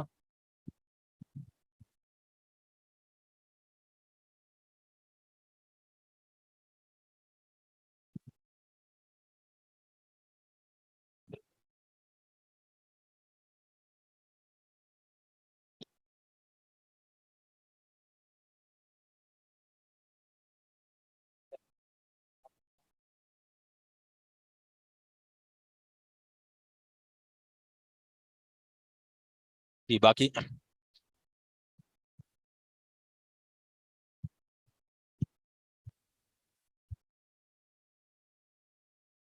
جی باقی کے کیا رائے ہے سب کو؟ قرآن سے مائک پڑھا میں رہے ہیں تو بول زیادہ بہتر، قرآن سے پڑھا رہے ہیں تو زیادہ بہتر. جی قرآن سے. جی آن جیسے لائن شیخ اپنے رائے منصور- دیں وہ کیا جیسے- کہتے ہیں. جیسے شیخ منصور کہہ رہے ہیں کہ کچھ بنیادی جو معاملات ہیں شیخ منصور جیسے کہہ رہے ہیں، تو اگر ان کے اس لحاظ سے اگر آپ ایک کلاس اگر اس چیز پہ لگا دیں کہ بنیادی باتیں بتا دیں، بنیادی جو اصول ہیں. وہ تو چل رہے ہیں نا یہ جیسے. نہیں شیخ، اس کے اوپر اعراب نہیں لگے ہوئے تو یہ زیادہ بہتر رہے گی. قرآن کے اوپر اعراب ہے تو اس طرح پھر پراپر پتہ نہیں چلتا. دوسرا شیخ عبید کبھی بتا بھی دیتے ہیں. نہیں، میں تو بول دوں. یا تو ایسا ہو کہ قرآن نے ایسا ہو کہ اس کے اوپر حرکات نہ ہو تو پھر اس کے اوپر پریکٹس کریں تو صحیح رہے گا. جی اور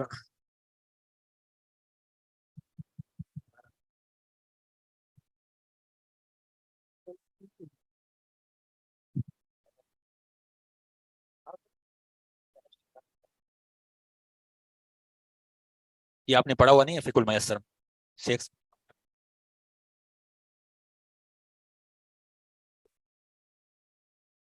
شیخ جو عبد الصمد جو پڑھا رہے ہیں یہیں سے پڑھا رہے ہیں؟ اگلے ہفتے برابر ہو جائے گا. یعنی اجرا کا ابھی جب پیریڈ آئے گا میرے خیال سے برابر ہو جائے گا.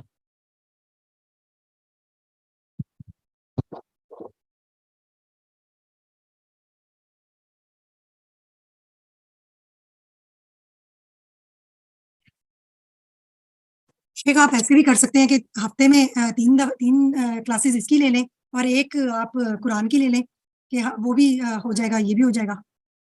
قرآن کی تو ایک ہی کلاس ہے, اس میں بس یہ فیصلہ کرنا ہے فقہ پڑھنی ہے یا قرآن پڑھنا, اس میں نحو ہی ہے.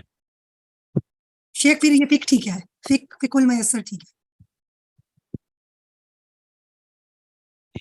اس میں یہ ہے کہ آئندہ سے ابھی جو قاعدے ہیں اس کو بھی مختصر تو آپ وہ رکھ لیں ساتھ لکھنے کے لیے. جیسے یہاں غیر منصرف آیا ہے تو اس کے اوپر بحث ہو جائے گی, پھر جو ہے اس طرح کی چیزوں پر. جی جی